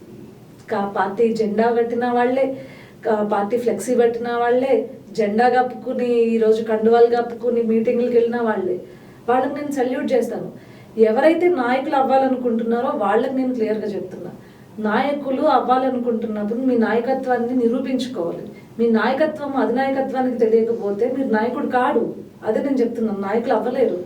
ఇప్పుడు నేను మారుమూల పల్లెలోనే ఉన్నానండి, నాది పల్లెటూరే. నేను ఇక్కడ పని చేసుకుంటే చాలు వైసీపీకి వ్యతిరేకంగా అని చెప్పేసి అక్కడే నేను మా ఊర్లోనే పని చేసుకుంటూ, మా ఊర్లోనే ఫ్లెక్సీలు కొట్టించుకుంటూ, మా ఊర్లోనే అక్కడున్న లోకల్ లీడర్స్తో ఫైట్ చేస్తే అక్కడే మిగిలిపోతాను కదా, అక్కడే ఉండిపోయేదాన్ని కదా. వేలువెన్ వరకే నేను పరిమితం అయిపోయేదాన్ని. ఈరోజు రాష్ట్ర స్థాయిలో నేను నన్ను గుర్తించేవారు కాదు. ఈరోజు నరసింహ గారితో నా ఇంటర్వ్యూ కూడా ఉండేది కాదు. అనుషి గారు, ఇప్పుడు శ్రీకాంత్ గారు మీరు అన్నట్టు స్టేట్ లెవెల్ పార్టీకి ఏ విధమైన సహకారాన్ని అందించడం జరిగింది. అలాగే స్టేట్ లెవెల్లో పాలిటిక్స్ మీద మీరు అన్నట్టు మీ గ్రామానికే పరిమితం కాకుండా రాష్ట్ర స్థాయి రాజకీయాల మీద కూడా మాట్లాడాలని చెప్పేసి మొదలెట్టి ఈరోజు రాష్ట్ర స్థాయిలో ఒక గుర్తింపును అయితే తీసుకోగలిగారు. అది మీ పార్టీ ఇచ్చినటువంటి గౌరవం అని మీరు అంటారు. టీడీపీ అధికార ప్రతినిధి ఇవ్వడం జరిగింది. తదనంతరం మీరు మీ పార్టీని వాయిస్ తీసుకెళ్తా పీపుల్కి నోన్ అయ్యారు. ఇది పార్టీ ఇచ్చిన గౌరవం లేకపోతే గుర్తింపు అని చెప్పేసి అంటారు. అదే ఇంతకు మీకంటే ఎక్కువగా పనిచేసినప్పటికీ గుర్తింపు లభించట్లేదని చెప్పేసి ఇటీవల చంద్రబాబు నాయుడు గారి ట్విట్టర్ దగ్గర నుంచి కొన్ని లైక్స్ వెళ్ళాయని చెప్పేసి మీ పార్టీలో చాలా యాక్టివ్గా పనిచేస్తున్నప్పటికీ సోషల్ మీడియా వాళ్ళకి రాకపోకుండా ఇక్కడ కూడా ఏదో ఈ ట్విట్టర్ నుంచి ఒక గుర్తింపు కూడా ఇక్కడ కూడా ఇన్ఫ్లుయెన్స్ కొందరికి వాళ్ళకి సన్నిహితమైన వ్యక్తులకి వెళ్ళాయి, ఇట్లా అవమానాలు జరుగుతున్నాయని చెప్పేసి అన్నట్టు చెప్పండి. ఈ రోజు అయితే నేను కూడా చంద్రబాబు నాయుడు గారు మీకు వచ్చిందా ట్విట్టర్ నుంచి నేను బాబు గారిని ట్యాగ్ చేసి పోస్ట్ పెట్టాను. బాబు గారిని ట్యాగ్ చేసి పోస్ట్ పెట్టిన ఇక్కడ ట్విట్టర్ అల్గారిథం ఎట్లా ఉంటుందంటే హ్యాష్ ట్యాగ్ బాబు గారి ఏదైతే యూజర్ నేమ్ ఉంటుంది, యూజర్ ఐడి ఉంటుందో దాన్ని కొట్టిన వెంటనే పైన ద టాప్ మోస్ట్ ఒక 100-200 ట్వీట్స్ వస్తాయి. సో జస్ట్ ఫర్ ఎంకరేజ్మెంట్ ఆ టాప్ మోస్ట్ ఎవరికైతే వ్యూస్ అండ్ రీచ్ ఉన్న వాళ్ళకి కొట్టుకుంటూ వెళ్ళారు. అట్లయితే నాకు కూడా చేయలేదే, నాది రీచ్ ఉంది, టాప్ మోస్ట్ రీచే ఉంది, బట్ నేను బాబు గారిని ట్యాగ్ చేయడం మర్చిపోయాను. సో ఈ రోజు నన్ను పక్కన పెడతారని భావించా. అయ్యో నేను అదే అంటాను కదా, ఇప్పుడు నేను లైక్ కొట్టలేదు ఏంటి అని నేను బాధపడతా కూర్చున్నాను అనుకోండి, అది నా ఫూలిష్నెస్ అంటున్నాను. నాకు తెలుసు ట్విట్టర్ అల్గోరిథం ఎలా ఉంటుందో నాకు తెలుసు. ఎలా ఉంటుంది, ఒక హ్యాష్ ట్యాగ్ ఆ యూజర్ ఐడి అక్కడ కొట్టారు, టాప్ ఒక 100 వచ్చినాయి. పెట్టిన వేల పోస్టులకి లైక్లు కొట్టుకుంటూ వెళ్ళలేరు కదండి పాపం వాళ్ళు కూడా. ఎంత అడ్మిన్స్ మెయింటైన్ చేసినా లేకపోతే బాబు గారే చూసినా ప్రతి ట్వీట్ ఆయన చూడలేరు కదా. ఒక టాప్ మోస్ట్ 100 ట్వీట్స్ వచ్చి ఉంటాయి. ఆ 100 ట్వీట్స్లో ఒక టాప్ మోస్ట్ రీచ్ ఉన్న ట్వీట్స్ ఉండుంటాయి. ఆ టాప్ మోస్ట్ రీచ్ ఉన్న ట్వీట్స్కి ఆయన లైక్స్ కొట్టుకుంటూ వెళ్ళారు. That is the foolishness of any people. నేను ఎందుకు చెప్తున్నాను అంటే, మనం ఆలోచించేది బ్రాడ్ థింకింగ్గా ఆలోచించకపోతే అక్కడే ఉండిపోతాం ఖచ్చితంగా. ఇది ఎందుకు జరుగుంటుంది అని నేను ఆ రోజు అనాలిసిస్ చేసుకున్నాను. ఏంటి సార్ కొడుతున్నారా, మనకి ఎందుకు కొట్టలేదని అనాలిసిస్ చేసుకున్నాను. నేను చేసిన మిస్టేక్ ఏంటి, నేను పెట్టిన ప్రతి ట్వీట్కి జస్ట్ హ్యాష్ యూజ్ చేశాను కానీ బాబు గారిని ట్యాగ్ చేయలేదు. That's my mistake. సార్ కొడతారని మనకు తెలీదు, మనం పని చేసుకుంటూ వెళ్ళిపోయాము. సో ఇక్కడ మనం ఎంత తెలివిగా ఉన్నాము అనేది ఇంపార్టెంట్ అంటే రాజకీయాల్లో. రాజకీయం ఎప్పుడు కూడా ఇంటర్నల్ పార్టీ త్రూ ఉంటుంది, ఫైటింగ్ ఎప్పుడు ఆపోజిట్ పార్టీతో ఉంటుంది. మనం ఇక్కడ రాజకీయంగా నిలబడాలి అంటే మనం రాజకీయంగా స్ట్రాంగ్గానే ఇక్కడ ఉండాలి, అంతేగాని. మరో చిన్న ప్రశ్న, ఐటీడీపీ అధికార ప్రతినిధులుగా మీరు 10 మంది ఉన్నట్టున్నారు. 10 మందిలో మన ఇటీవల ఒక ఎమ్మెల్సీగా ఎన్నిక కాపాడ్డాడు, మరో స్థాయిగా గుర్తింపు వచ్చి అవకాశం వచ్చి. మీరు ఇందాక అన్నారు అదే గ్రామం నుంచి రాష్ట్ర రాజకీయాలు వైపుగా ఉండాలనుకుంటే దానికి తగ్గట్టు కార్యాచరణ చేసుకోవాలి. అటు కార్యాచరణ చేసుకుంటూ ముందుకెళ్తున్న అనుషకి రేపు ఇప్పుడు శ్రీకాంత్ గారికి ఎమ్మెల్సీగా అవకాశం ఉంది. మీరు కూడా ఏం ఎక్స్పెక్ట్ చేస్తామన్నారు అంటే ఎక్స్పెక్టేషన్ లేదు అని చెప్పామాకండి. లేదు, నిజంగా నేను ఎక్స్పెక్టేషన్ ఏం చేయట్లేదు. నేనేమి స్టేట్ కమిటీలో నాకు పొజిషన్ వస్తుంది అనుకోలేదు, నిజంగా అనుకోలేదు. ఏమైనా నియోజకవర్గ స్థాయి కానీ పార్లమెంట్ స్థాయి కానీ వేస్తారేమో అనుకున్నాను నేను చేసేవారికి. ఎందుకంటే నాకన్నా ముందు నుంచి పనిచేసే వాళ్ళు ఎంతోమంది కార్యకర్తలు ఉన్నారు, మహిళా నాయకులు ఉన్నారు ఎంతోమంది. నా వాక్చాతుర్యాన్ని గుర్తించారు, పార్టీ కోసం పనిచేస్తుందని గుర్తించారు. ఆల్ ఆఫ్ సడన్ నాకు పదవి ఇచ్చే 4 రోజుల ముందు చెప్పారు. ఐ వాజ్ నెవర్ ఎక్స్పెక్టెడ్ నేను ఒక స్టేట్ కమిటీలో ఉంటాను అని చెప్పేసి. బికాస్ నేను అప్పటికి పార్టీ కోసం మాట్లాడి జస్ట్ 2 years అవుతుంది అంతే. 2 ఏళ్లకే నాకు అంత గుర్తింపు వస్తుందని నేను ఎక్స్పెక్ట్ చేయలేదు. ఎనీ వర్క్ అండి పార్టీ నుంచి. ఈరోజు ఐటీడీపీ నుంచి నాకు వచ్చే ప్రతి పని, జోన్ 1 కోఆర్డినేషన్ కానీ, అనకాపల్లి పార్లమెంట్ కానీ, ఫస్ట్ నాకు ఆకువీడు ఎలక్షన్ అబ్జర్వర్ కింద ఇచ్చారు. ఏ వర్క్ అయినా నేను చేసుకుంటూ పోతా. నేను అక్కడ 100% చేయగలుగుతున్నాను అన్నప్పుడు నాకు ఇంకొక వర్క్ ఇస్తారు. ఆ కంటిన్యూషన్ ఆఫ్ వర్క్లో నాకు ఏ స్థాయి పొజిషన్స్ ఆయన అప్పచెప్పాలి అని బాబు గారు, ఈ అమ్మాయికి ఇది కరెక్ట్ అని లోకేష్ అన్న కానీ బాబు గారు కానీ అనుకుంటే, విజయ్ అన్న కానీ అనుకుంటే, ఖచ్చితంగా ఆ పొజిషన్లో నా 100% ఇచ్చి పనిచేయడానికే చూస్తాను, అంతేగాని ఈ పొజిషన్కే వెళ్ళాలని అయితే పనిచేయను. ఒక చిన్న మాట, అనుష గారికి నియోజకవర్గ ఇన్ఛార్జ్ తెలుగుదేశం పార్టీ వ్యక్తి కానీ, జిల్లా నాయకత్వాలు కానీ, ఇంకా పార్లమెంట్కి సంబంధించిన ఎవరైతే తెలుగుదేశం పార్టీకి సంబంధించిన వీళ్ళ నుంచి ఎటువంటి ప్రోత్సాహకం కానీ వన్ సెకండ్ ప్రోత్సాహం కానీ మీకు అండగా నిలిచే పనులు ఏవి కూడా ఉండవని చెప్పేసి మిమ్మల్ని ఇంకా డిస్కరేజ్ చేసి అంటారు. అయితే మీరు అన్నట్టు రాష్ట్ర కమిటీలో మీరు స్థానం తీసుకోవడానికి ఇప్పుడు కూడా మీరు మాట్లాడేటప్పుడు కూడా చెప్తా ఉన్నారు, బాబు గారు నాకు ఈ పదవి వేసే లేకపోతే నారా లోకేష్ గారు ఇలా అని చెప్పేసి అంటే వారి కన్సర్న్లలో మీరు ఉండడం కారణం చేత, వారి కంట్లో మీరు పడ్డం కారణం చేత నాకు నియోజకవర్గ నాయకుడితో పని లేదు, జిల్లా నాయకత్వంతో పని లేదు, వాళ్ళు నాకు ఏదో ఒక పదవి ఇస్తారు, ఆల్రెడీ ఇస్తా ఉన్నారు రేపు దైనా అని చెప్పేసి వీరితో మీరు ఎక్కువగా ఉండాలని చెప్పేసి అనేది కూడా ఉంటుంది. ఖచ్చితంగా ఈ రూమర్ అయితే ఉంది. ఎందుకంటే రూమర్ కాదు, వాస్తవం కదా. అరే మీరు చెప్పిన సంభాషణలోనే ఉంది, వాస్తవం అయితే కాదు. ఎందుకంటే నేను ఉండేది ఏలూరు. నేను 7 years నుంచి ఏలూరులో ఉండడం జరిగింది. నా కాన్స్టిట్యున్సీ వచ్చి నిడదవోలు కాన్స్టిట్యున్సీ. సో నేను రెగ్యులర్గా అక్కడికి వెళ్ళినాను. నేను ఇప్పుడు ఉంటున్న నా బిజినెస్ అంతా వదిలేసి నేను అక్కడికి వెళ్ళి అయితే వర్క్ చేయలేను. మా ఇన్ఛార్జ్ కూడా మా ఊరికి సంబంధించిన బూరుపల్లి శేషారావు గారు మా ఇన్ఛార్జ్, ఎక్స్-ఎమ్మెల్యే, 2 times ఎమ్మెల్యే చేశారు. సో నిడదవోలు కాన్స్టిట్యున్సీకి నేనేం కాంట్రిబ్యూట్ చేయాల్సిన అవసరం లేదండి. There is the strongest leadership అక్కడ గట్టిగా ఉంది. సో నేనైతే కాంట్రిబ్యూట్ చేసి నేను వెళ్ళి అక్కడ పనిచేయాల్సిన అవసరం అయితే లేదు. మీరు బలంగా తెలుగుదేశం పార్టీ వినయ్యే కాన్స్టిట్యున్సీ. సో ఇక ఏలూరుకి వద్దాము. నాది కాని కాన్స్టిట్యున్సీ చంటి గారు. నాకు చంటి గారు ఎప్పుడు ఫోన్ చేసి సార్ ఇక్కడ నోటీస్ వస్తుంది అనగానే నాకు లీగల్ డిపార్ట్మెంట్ నుంచి నాకు ఒక లీగల్ అడ్వైజర్ని పంపించడము, కార్యకర్తలను పంపించడము, నాకు చాలా సపోర్టివ్గా బడేటి చంటి గారు అయితే ఉన్నారు. నా కాన్స్టిట్యున్సీ కాదు కదా అమ్మాయి, ఇక్కడ కాన్స్టిట్యున్సీ కాదు, ఇక్కడ ఓట్ లేదు కదా అమ్మాయికి, నేను ఎందుకు చేయాలని అయితే ఆయన ఎప్పుడు చేయలేదు. సార్ మీ నియోజకవర్గ నాయకత్వంతో కానీ జిల్లా నాయకత్వంతో ఎటువంటి గ్యాప్ లేదంటారు అయితే? ఏం లేదండి.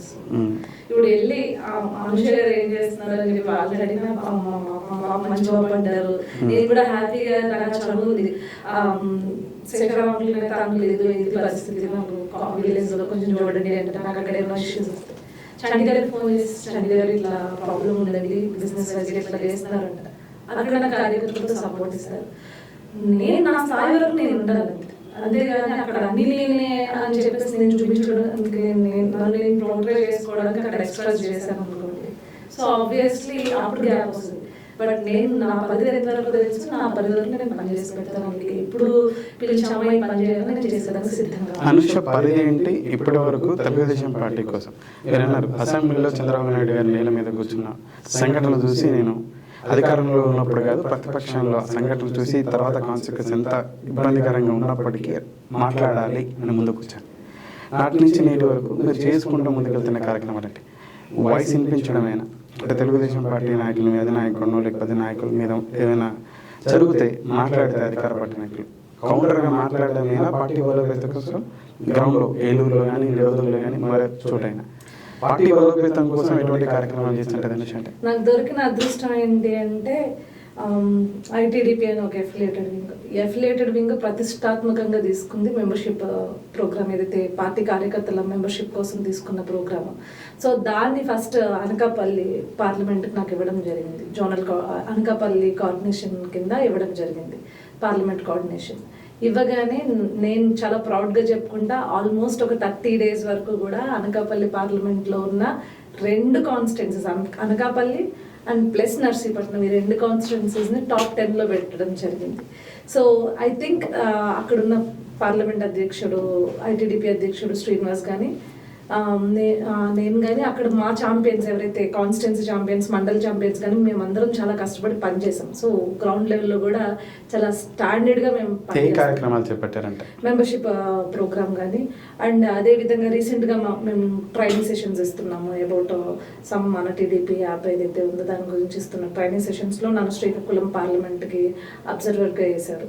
సో అదేవిధంగా ఆ వర్క్ చూసిన తర్వాత జోన్ 1 కోఆర్డినేషన్ అబ్జర్వర్ కూడా నాకు వేయడం జరిగింది. సో ఇవన్నీ కూడా పార్టీ కింద గ్రౌండ్ లెవెల్లో కూడా పనిచేస్తున్నాను, ఈ అమ్మాయి ఏ పని చెప్పినా చేస్తుంది అనే ఒక నమ్మకంతో నాకు పార్టీ ఇచ్చిన అవకాశాలు వాటిని సద్వినియోగపరచుకున్నాను అనుకుంటున్నాను. పార్టీ నాకు ఏ పని చెప్పినా నాకై నేను వెళ్ళి అక్కడ ఉన్న నాయకత్వాన్ని ఇబ్బంది పెట్టకుండా పార్టీ నాకు ఇచ్చిన పనిని నేనైతే ఇప్పటివరకు సమర్థవంతంగా పని చేసుకుంటూ వస్తున్నాను అయితే అనుకుంటున్నాను. ఇకపోతే రీసెంట్గా మీ మగవా షాప్ మీద కూడా ఒక వీడియో బయటకు వచ్చింది. అక్కడ చీరలు వేరే విధంగా అవుతుంది, తను నేను బై చేసిన దాన్ని మరి ఇంకో విధంగా ఎలా చేసింది సంథింగ్ అని చెప్పేసి. ఏంటి ఇష్యూ ఏంటి? అది వీడియో కాదు, వేటూర్ న్యూస్ ఎవరో ఫేక్ చేసి ఇట్లా మగవా ఎంపోరియం చిన్న వీడియో కూడా క్లిప్ బయటకు రాలేదంటారా? వీడియోస్ ఏం రాలేదు, బికాస్ 24 hours మగవా ఇన్ అండర్ సీసీ క్యామ్ కాబట్టి ఆ ధైర్యం అయితే ఎవరు చేయరు. సో సీసీ క్యామ్ ఫుటేజ్ లో తెలిసిపోతారు కాబట్టి నేను అందుకే ఛాలెంజ్ చేశాను. సరే ఏ టైంలో జరిగిందో, ఏ ఇయర్లో, అసలు ఇష్యూ ఏంటి? ఎవరో ఒక అమ్మాయి నా దగ్గర శారీ కొనుక్కుని వెళ్ళింది. అదే శారీనంట నేను ఏదో ఒక వీడియోలో కట్టుకోవడం చూసి స్టోర్కి వచ్చి గొడవ చేసి మగవాలో సెకండ్ హ్యాండెడ్ శారీస్ అమ్ముతున్నారు అని చెప్పేసి. ఎంత వైఎస్ఆర్సీపీ ఫెలోస్, ఎంత ఇల్లాజికల్ ఫెలో. ఇదంతా జరిగింది ఎప్పుడంటే పాపం వైఎస్ఆర్సీపీ పార్టీ సోషల్ మీడియా అధ్యక్షుడిగా పిల్లనిబ్బా ఒక అతను వచ్చాడు, సజ్జల భార్గవ్ రెడ్డి, మన సకల శాఖ మంత్రి గారి కొడుకు. ఆ తర్వాత జరిగిన కాన్సిక్వెన్సెస్ ఇవన్నీ అంటే నాకు నువ్వు చేస్తే కొంచెం స్టాండర్డ్గా అన్నా చెయ్యి, నేను ఫేస్ చేసే విధంగా అన్నా చెయ్యి, ఇంత పిల్లనిబ్బాగా చేస్తావా, ఇంత పిల్లనిబ్బా ఎడిటింగ్ చేస్తావా అని చెప్పేసి. చీరన్పూర్లు చీరలు ఉండవా, పోనీ if in case second handed saris నేను అమ్ముతున్నానే అనుకో, నాకు బిజినెస్ పరంగా నాకు లాస్ రాదా? నేను ఇన్నేళ్ళు ఉండగలనా బిజినెస్లో? నేను దాదాపు 5 years నుంచి ఐఎమ్ రన్నింగ్ మై మగవా స్టోర్. నేను ఇన్నేళ్ళు ఉండగలనా బిజినెస్లో? నేను అక్కడికి ఛాలెంజ్ చేశాను, అరే ఏ డేటో అని చెప్పండి, నేను ఒక బిల్ ఇస్తాగా కొనుక్కున్న తర్వాత, ఆ బిల్లుని తీసుకురమ్మని, ఆ లేడీని తీసుకురమ్మని, అమ్మాయి వాయిస్ ఓవర్ ఇచ్చింది అని చెప్తున్నారు, ఆ వీడియోని బయట పెట్టి, ఆ అమ్మాయి మా షాప్కి వచ్చిందో లేదో నాది సీసీ కెమెరా రికార్డ్స్ ఉంటాయి, ఎవ్రీ మంత్ నాది స్టోరేజ్ ఉంటుంది, నా సిస్టంలో ఉంటుంది స్టోరేజ్ అయ్యి, తీసి చూపిస్తారా మీకు, నిజాలు చూపిస్తారని ఛాలెంజ్ చేశారు. ఇప్పటివరకు కూడా ఛాలెంజ్ ఎవడు యాక్సెప్ట్ చేయలేదు. సో నేను ఎందుకు చెప్తున్నానంటే మా పిల్లనిబ్బా గారు వైఎస్ఆర్సీపీ పార్టీ నుంచి వచ్చిన తర్వాత ఇలాంటి కాన్సిక్వెన్సెస్, ఫేక్ ఎడిటింగ్స్ మనం చూసాము. లోకేష్ అన్న పైన దళితులకి జగన్మోహన్ రెడ్డి ఏమీ పీకలేదు, ఇదే ఆయన చెప్పిన స్టేట్మెంట్. దళితులకు జగన్మోహన్ రెడ్డి తీసి దళితులు ఏమీ పీకలేదు, ఇదేసి దళితులకు క్షమాపణ చెప్పాలి అని చెప్పేసి ప్రతి కాన్స్టిట్యున్సీ ఎస్సీ కాన్స్టిట్యున్సీస్ లీడర్స్ తోటి మొన్న చూసాం కదా, మన మంత్రి గారు ఆదిమూలపు సురేష్ గారు చేసిన ఎక్స్పోజింగ్ ఇది కూడా చూసాం మనం. సో ఇవన్నీ పిల్లని భావేశాలు అనమాట. ఆయన ఓపెన్గా ఛాలెంజ్ చేస్తున్నాడు, అరే నా దాంట్లో లైవ్ లింక్ ఉంటుంది నా యూట్యూబ్ ఛానల్లో, నేను ఎక్కడన్నానో చూపించండి. పోనీ ఆ రోజు అన్నానని చెప్తున్నారు, నేను లింక్ ఇస్తా మీకు, నేను వీడియో ఇస్తా, ఆ వీడియోలో నేను ఎక్కడ చెప్పానో చూపించండి అని క్లియర్గా లొకేషన్ కూడా ఇది చేస్తున్నాడు. సో ఈ పిల్లని వచ్చింది అంతే, ఫేక్ ఎడిట్లు అనేవి కొంచెం ఎక్కువైనాయి. సో మేము ఒకటే ఛాలెంజ్ చేస్తున్నాం, అరే మీరు చేస్తే కొంచెం స్ట్రాంగ్గా చేయండి, మేము అట్లీస్ట్ మాకు హిట్ అయ్యేలా చేయండి, అది గాల్లో కలిసిపోయేలా చేయొద్దని చెప్పేసి ఛాలెంజ్ చేస్తున్నాం. నిబ్బా అంటే ఏముంది, పిల్ల బచ్చా అని అర్థం అనమాట. భార్గవ్ గారు బచ్చాయారా? డెఫినెట్లీ బచ్చా గారికి మరి సోషల్ మీడియా ఇన్ఛార్జ్గా ఎట్లా అవకాశం? అదే నాకు అర్థం కావట్లేదు. జగన్మోహన్ రెడ్డి ఏం ఎనాలిసిస్ చేసి ఇస్తున్నారు, అతనికన్నా నిజంగా సామాన్య వైఎస్ఆర్సీపీ పార్టీ కోసం 10 ఏళ్ళ నుంచి కష్టపడుతున్న సోషల్ మీడియా కార్యకర్తకి ఇచ్చినా ఆడు నిజంగా మంచిగా పని చేస్తాడు. లేకపోతే ఇవన్నీ చూస్తే ఇంకా నవ్వాలా ఏం చేయాలో కూడా అర్థం కావట్లేదు. ఎందుకు ఫేక్ ఎడిట్స్ చేసుకోవడం? ఆ మాత్రం అవగాహన ఎక్కువనే వారికి సోషల్ మీడియా ఇన్ఛార్జ్ బాధ్యత డెఫినెట్లీ ఇచ్చారంట. ఈరోజు నాకు తెలిసి అందులో వైసీపీ కార్యకర్తగా ఒక 10 ఏళ్ళ నుంచి సోషల్ మీడియాలో పనిచేస్తున్నాడు, ఎవరికి ఇచ్చినా కూడా ఇంతకన్నా మంచిగానే చేస్తాడు. సోషల్ మీడియా గురించి జీరో అవగాహన ఉంది. నువ్వు ఏది తీసుకొచ్చినా విత్ ఇన్ ద సెకండ్స్ మేము తెలుగుదేశం పార్టీ వాళ్ళము ఎన్కౌంటర్ చేసి ఇది నిజమని చూపిస్తున్నాం, ఇది నిజమని పెడుతున్నాం. ఏం చేస్తున్నాడు, పిల్లనిబ్బా కాబట్టి తోక ముడుచుకుని పారిపోయి మళ్ళీ తండ్రి చోటను దాక్కుంటున్నాడు. సకల శాఖ మంత్రి గారు సజ్జల్ గారి చోటను దాక్కుంటున్నాడు పాపం. సో దట్స్ వై నేను అందుకే ట్విట్టర్లో పెట్టినారే, బాబు నీ పేరు పిల్లనిబ్బా, సజ్జల్ భార్గవ్ రెడ్డి అని చెప్పుకో మాకు, నువ్వు మా స్టాండర్డ్స్కి సరిపోవురా, నీకు మించిన స్టాండర్డ్స్ ఆడిని ఎవరైనా తీసుకురా, ఈ ఐపాక్ స్టోరీలన్నీ అయిపోయినాయి. లేకపోతే ఏంటంటే ఈ మధ్యన ఒక కొత్త స్ట్రాటజీ వేస్తున్నాడు, వైసీపీ కార్యకర్తకు తెలుగుదేశం పార్టీ కండువా ఇప్పించి తెలుగుదేశం పార్టీ మీద నెగిటివ్గా మాట్లాడించడం, వీడియోస్లో మాట్లాడించడం, తెలుగుదేశం పార్టీ ప్రోగ్రామ్ జరుగుతున్న చోటకు కూడా పంపించి మాట్లాడడం. ఒకడు ఉన్నాడు మందిత్ రెడ్డి, మందిత్ కృష్ణారెడ్డినో ఎవడో ఉన్నాడు, వాడు మనం చూసాం. రామ్కేర్ పెగ్స్ అని చెప్పి యూట్యూబ్ ఛానల్ పెట్టుకుని ట్విట్టర్ అకౌంట్ పెట్టుకుని టీడీపీ కార్యకర్తలాగా టీడీపీకి ఎగ్నెస్ట్గా మాట్లాడడం చేశాడు. అరే నువ్వు పిల్లని బారా, వాడి ఫొటోస్ జగన్మోహన్ రెడ్డితో ఉన్నాయి, జగన్మోహన్ రెడ్డి కోసం పెట్టిన ట్వీట్స్ ఉన్నాయి, జగన్మోహన్ రెడ్డి షేర్ చేసిన ట్వీట్స్ ఉన్నాయి. అదే యూట్యూబ్ ఛానల్లో జగన్మోహన్ రెడ్డి చేసిన చెక్క భజన ఉంది. మరి నిబ్బా కాకపోతే ఇంకెందుకు? ఎవరినైనా తెలియని ఫేస్ అయినా తీసుకొచ్చి నువ్వు అట్లాంటివి చేస్తుంటే కొంచెం హిట్ అయి ఉండేది. సో ఎంత తేలికగా దొరికిపోయే వాడిని పిల్లనిబ్బా అనుకుంటే ఇంకేమంటాం, పిల్ల బచ్చ యాషాలు కాబట్టి పిల్లనిబ్బా అంటాం మేము. ನೀವು సోషల్ మీడియా ఒక పిల్ల బచ్చాకి ఇచ్చారని చెప్పేసి అంటా ఉన్నారు, అరే ఆడు ఇంకా ZYX అని మాట్లాడతాం. మంచిగా చదువుకున్న అనుష ఇట్లా అరే వాడు ఇంకా కొన్ని పదాలు వాడుతూ ఉన్నారు. మీరు ఇట్లా మాట్లాడడం మీకు రిగ్రెట్ ఫీల్ రావట్లేదు? No feel. మన స్టేట్ ఒక మినిస్టరే మాట్లాడుతున్నారు కదండి, ఒక మినిస్టర్. భార్గవ్ గారు మిమ్మల్ని ఎప్పుడైనా ఇర్రెస్పెక్ట్ గా కాల్ చేశారా? నో భార్గవ్ అనే వ్యక్తి నేను అసలు అతను నేను చూడను ఆ వ్యక్తిని. వాట్ ఎవర్ కాన్సిక్వెన్సెస్ ఈ రోజు అతన్ని వాడు అని చెప్పి సంబోధించడం, ఇప్పుడు విమర్శించడం వేరే కానీ అమర్యాదగా మాట్లాడడం డెఫినెట్లీ. ఇప్పుడు వైఎస్ఆర్సీపీ పార్టీ లీడర్స్ అందరినీ మేము అట్లే అమర్యాదగానే మాట్లాడతాం, మేమేం మర్యాదించాం. ఎందుకంటే అమర్యాదగా మాట్లాడే పాలిటిక్స్ని తీసుకొచ్చిందే నువ్వు. ఒక వ్యక్తిని డిగ్రేడ్ చేసి, బాడీ షేమింగ్ చేసి, లొకేషన్ అని బాడీ షేమింగ్ చేసి మాట్లాడటం రాదు అని చెప్పి చంద్రబాబు నాయుడు గారికి ఉన్న ఒక ఆయనకున్న డిసీజ్, అది ఎవరికైనా ఉంటుంది, రేపు నీ కుటుంబంలో ఎవరికైనా రావచ్చు. ఒక చిన్న రోగాన్ని పట్టుకుని కూడా నువ్వు ఈరోజు ఆ రకంగా పేర్లు మార్చి మీ సైకోయిజం అంతా మీ సోషల్ మీడియాతో చూపిస్తున్నప్పుడు నువ్వేమన్నా నిజంగానే పరమ సాధువి, నువ్వు ఏమి అన్నప్పుడు నువ్వు నిజంగానే ఒక పరమ పుంగవుడివి, సాధువి, ఒక మహర్షి అంటే నీకు చేతులు పెట్టి దండం పెట్టి, స్వామి మీ పరిపాలనలో ఇది ఇలా జరుగుతుందని మేము విన్నవించుకుంటాం, అయ్యా బాబు చెప్పండి ఇదిగోండి ఇది జరుగుతుందని మర్యాద ఇచ్చి మర్యాదపూర్వకంగా మాట్లాడతాం. కేవలం ఒక ఐపాక్ అనే దాన్ని పట్టుకుని తెలుగుదేశం పార్టీ కోసం మహిళలు మాట్లాడుతుంటే వాళ్ళని లాభూతులతో సంబోధించి, ఆ మగవాళ్ళని మాట్లాడుతుంటే వాళ్ళని పర్సనల్ అటాక్స్ చేసి, ఫిజికల్ అటాక్స్ చేసి, వాళ్ళపైన ఇష్టానుసారం మాట్లాడిపించి, సో నువ్వు ఇంత జరిగిన తర్వాత మీ పార్టీ తరపు నుంచి ఏకంగా ఎంపీలు, ఎమ్మెల్యేలు, మినిస్టర్లు కూడా బూతులు మాట్లాడి తెలుగుదేశం పార్టీ నాయకులపైన డెఫినెట్లీ మేము కౌంటర్ ఇస్తున్నాం. అదే అంటున్నాం, అవతల వాడు మమ్మల్ని పచ్చి బూతులు తిట్టినప్పుడు యువతల నుంచి మా దగ్గర ప్రవచనాలు ఎక్స్పెక్ట్ చేయొద్దండి, ఖచ్చితంగా ఎక్స్పెక్ట్ చేయొద్దు. ఈరోజు న్యూ ఏజ్ పాలిటిక్స్ తీసుకొచ్చారు. మీరే తీసుకొచ్చారు. ఎస్ అఫ్ కోర్స్ మా అధినాయకుడు మమ్మల్ని తిడతాడు, అమ్మా వద్దు అని చెప్పి మమ్మల్ని తిడతాడు, మేము ప్రోత్సహిస్తున్నానంటే కదా. నేను అదే కదా అంటున్నాను, మా అధినాయకుడు ఎవరిని ఇప్పుడు అంతెందుకు నేనే మాట్లాడాను అనుకోండి, అమ్మా వద్దమ్మా అంత అగ్రెసివ్ వద్దు కాదు ప్రోత్సహిస్తున్నాడని. ప్రోత్సహించకపోతే అనురాధ గారు ఇప్పుడు ఏ విధంగా మాట్లాడుతూ ఉన్నారు వైసీపీ నాయకుల్ని, అనూష గారు ఏ విధంగా మాట్లాడుతూ ఉన్నారు, నిలువరించితే ఏ విధంగా మాట్లాడతారా? నేను ఎమ్మెల్సీగా కనబడినటువంటి అనురాధ గారు కూడా ఎటువంటి పదజాలను వాడుతూ ఉన్నారు కదా. పదజాలం ఏముందండి, మేము తిట్లు తిడతాం, వాళ్ళ బూతులు తిట్టలేం కదా, వాళ్ళ మంత్రుల బూతులు తిట్టలేము, ఆమె రోజాలాగా బూతులు తిట్టలేము, మాకు అలా బూతులు రావు, బూతులు రావు, మాకు వచ్చిన వల్ల వాడు వీడు అంటాం, మహా అయితే తిట్లు మా గోదావరి భాషలో చెప్పాలంటే ఎటకారంగా తిట్లు తిడతాం, అంతకు మించి మేము ఇంకేమీ చేయలేము, మాకు అదే వచ్చు. అవతల మీరు ఒకే కోణం వైపు నుంచి మీరు తిడుతున్నారు అని చూసేటప్పుడు అవతల వ్యక్తి ఎంత దారుణమైన దుర్భాషలాడితే మేము ఈరోజు ఈ రకంగా మేము మాట్లాడుతున్నాము, ఈ రకంగా ఇంత అమర్యాదగా మాట్లాడుతున్నాం, మా మీద ఎంత క్యారెక్టర్. మీరు ఇప్పుడు చెప్పిన అనురాధ గారికి, ఆవిడ షీఈ్ ఎ క్యాన్సర్ పేషెంట్ అండి, ఆవిడ క్యాన్సర్తో ఫైట్ చేసిన ఒక వీర మహిళగా చెప్పుకోవచ్చు మనం. ఆ స్థాయి నుంచి ఈరోజు ఎమ్మెల్సీ అయ్యిందంటే అసలు బ్రతుకుతానో లేదో అనే స్థాయి నుంచి కీమోథెరపీస్ చేయించుకుని అట్లాంటి ఒక పేషెంట్ ఈరోజు బయటకు వచ్చి ఒక ఉమెన్ స్ట్రెంగ్త్ చూపించింది, అక్కడ మహిళ అంటే ఏంటో చూపించింది. అలాంటి మహిళను పట్టుకుని విగ్గురాని అని చెప్పేసి అసలు ఆవిడ చరిత్ర వీళ్ళకుందా అండి?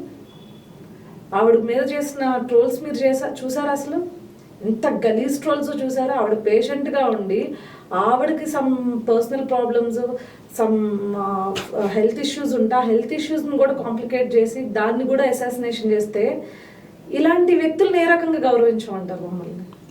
ఇప్పుడు సరే వాళ్ళ విధంగా చేసేదాన్ని తప్పుపడదాం. రాజకీయాల్లో రాజకీయపరమైనటువంటి అంశాల మీద విభేదాలు ఉండాలి, విమర్శలు ఉండాలి, అంతే. ఆ అంశానికి మాత్రమే పరిమితం. వ్యక్తిగతంగా మీరు అన్నటువంటి బాడీ షేమింగ్ లేకపోతే వ్యక్తిత్వాన్ని హననం చేసేలా హ్యూమిలేషన్ చేయడం అనేది సబబు కాదు. మిగిలిన వాళ్ళని పక్కన పడదాం. అనూష గారు కూడా జబర్దస్త్ ఆంటీ అని చెప్పేసి తోటి స్త్రీని ఆంటీ అని చెప్పేసి అని ఇంకా కొన్ని నేను మీ వ్యాఖ్యలు కూడా చూశాను, మీరు మాట్లాడినటువంటి సంభాషణ వారి మీద చేసినటువంటి ఏదైతే వీడియోస్ ఉన్నాయో అక్కడ కూడా చూశాను.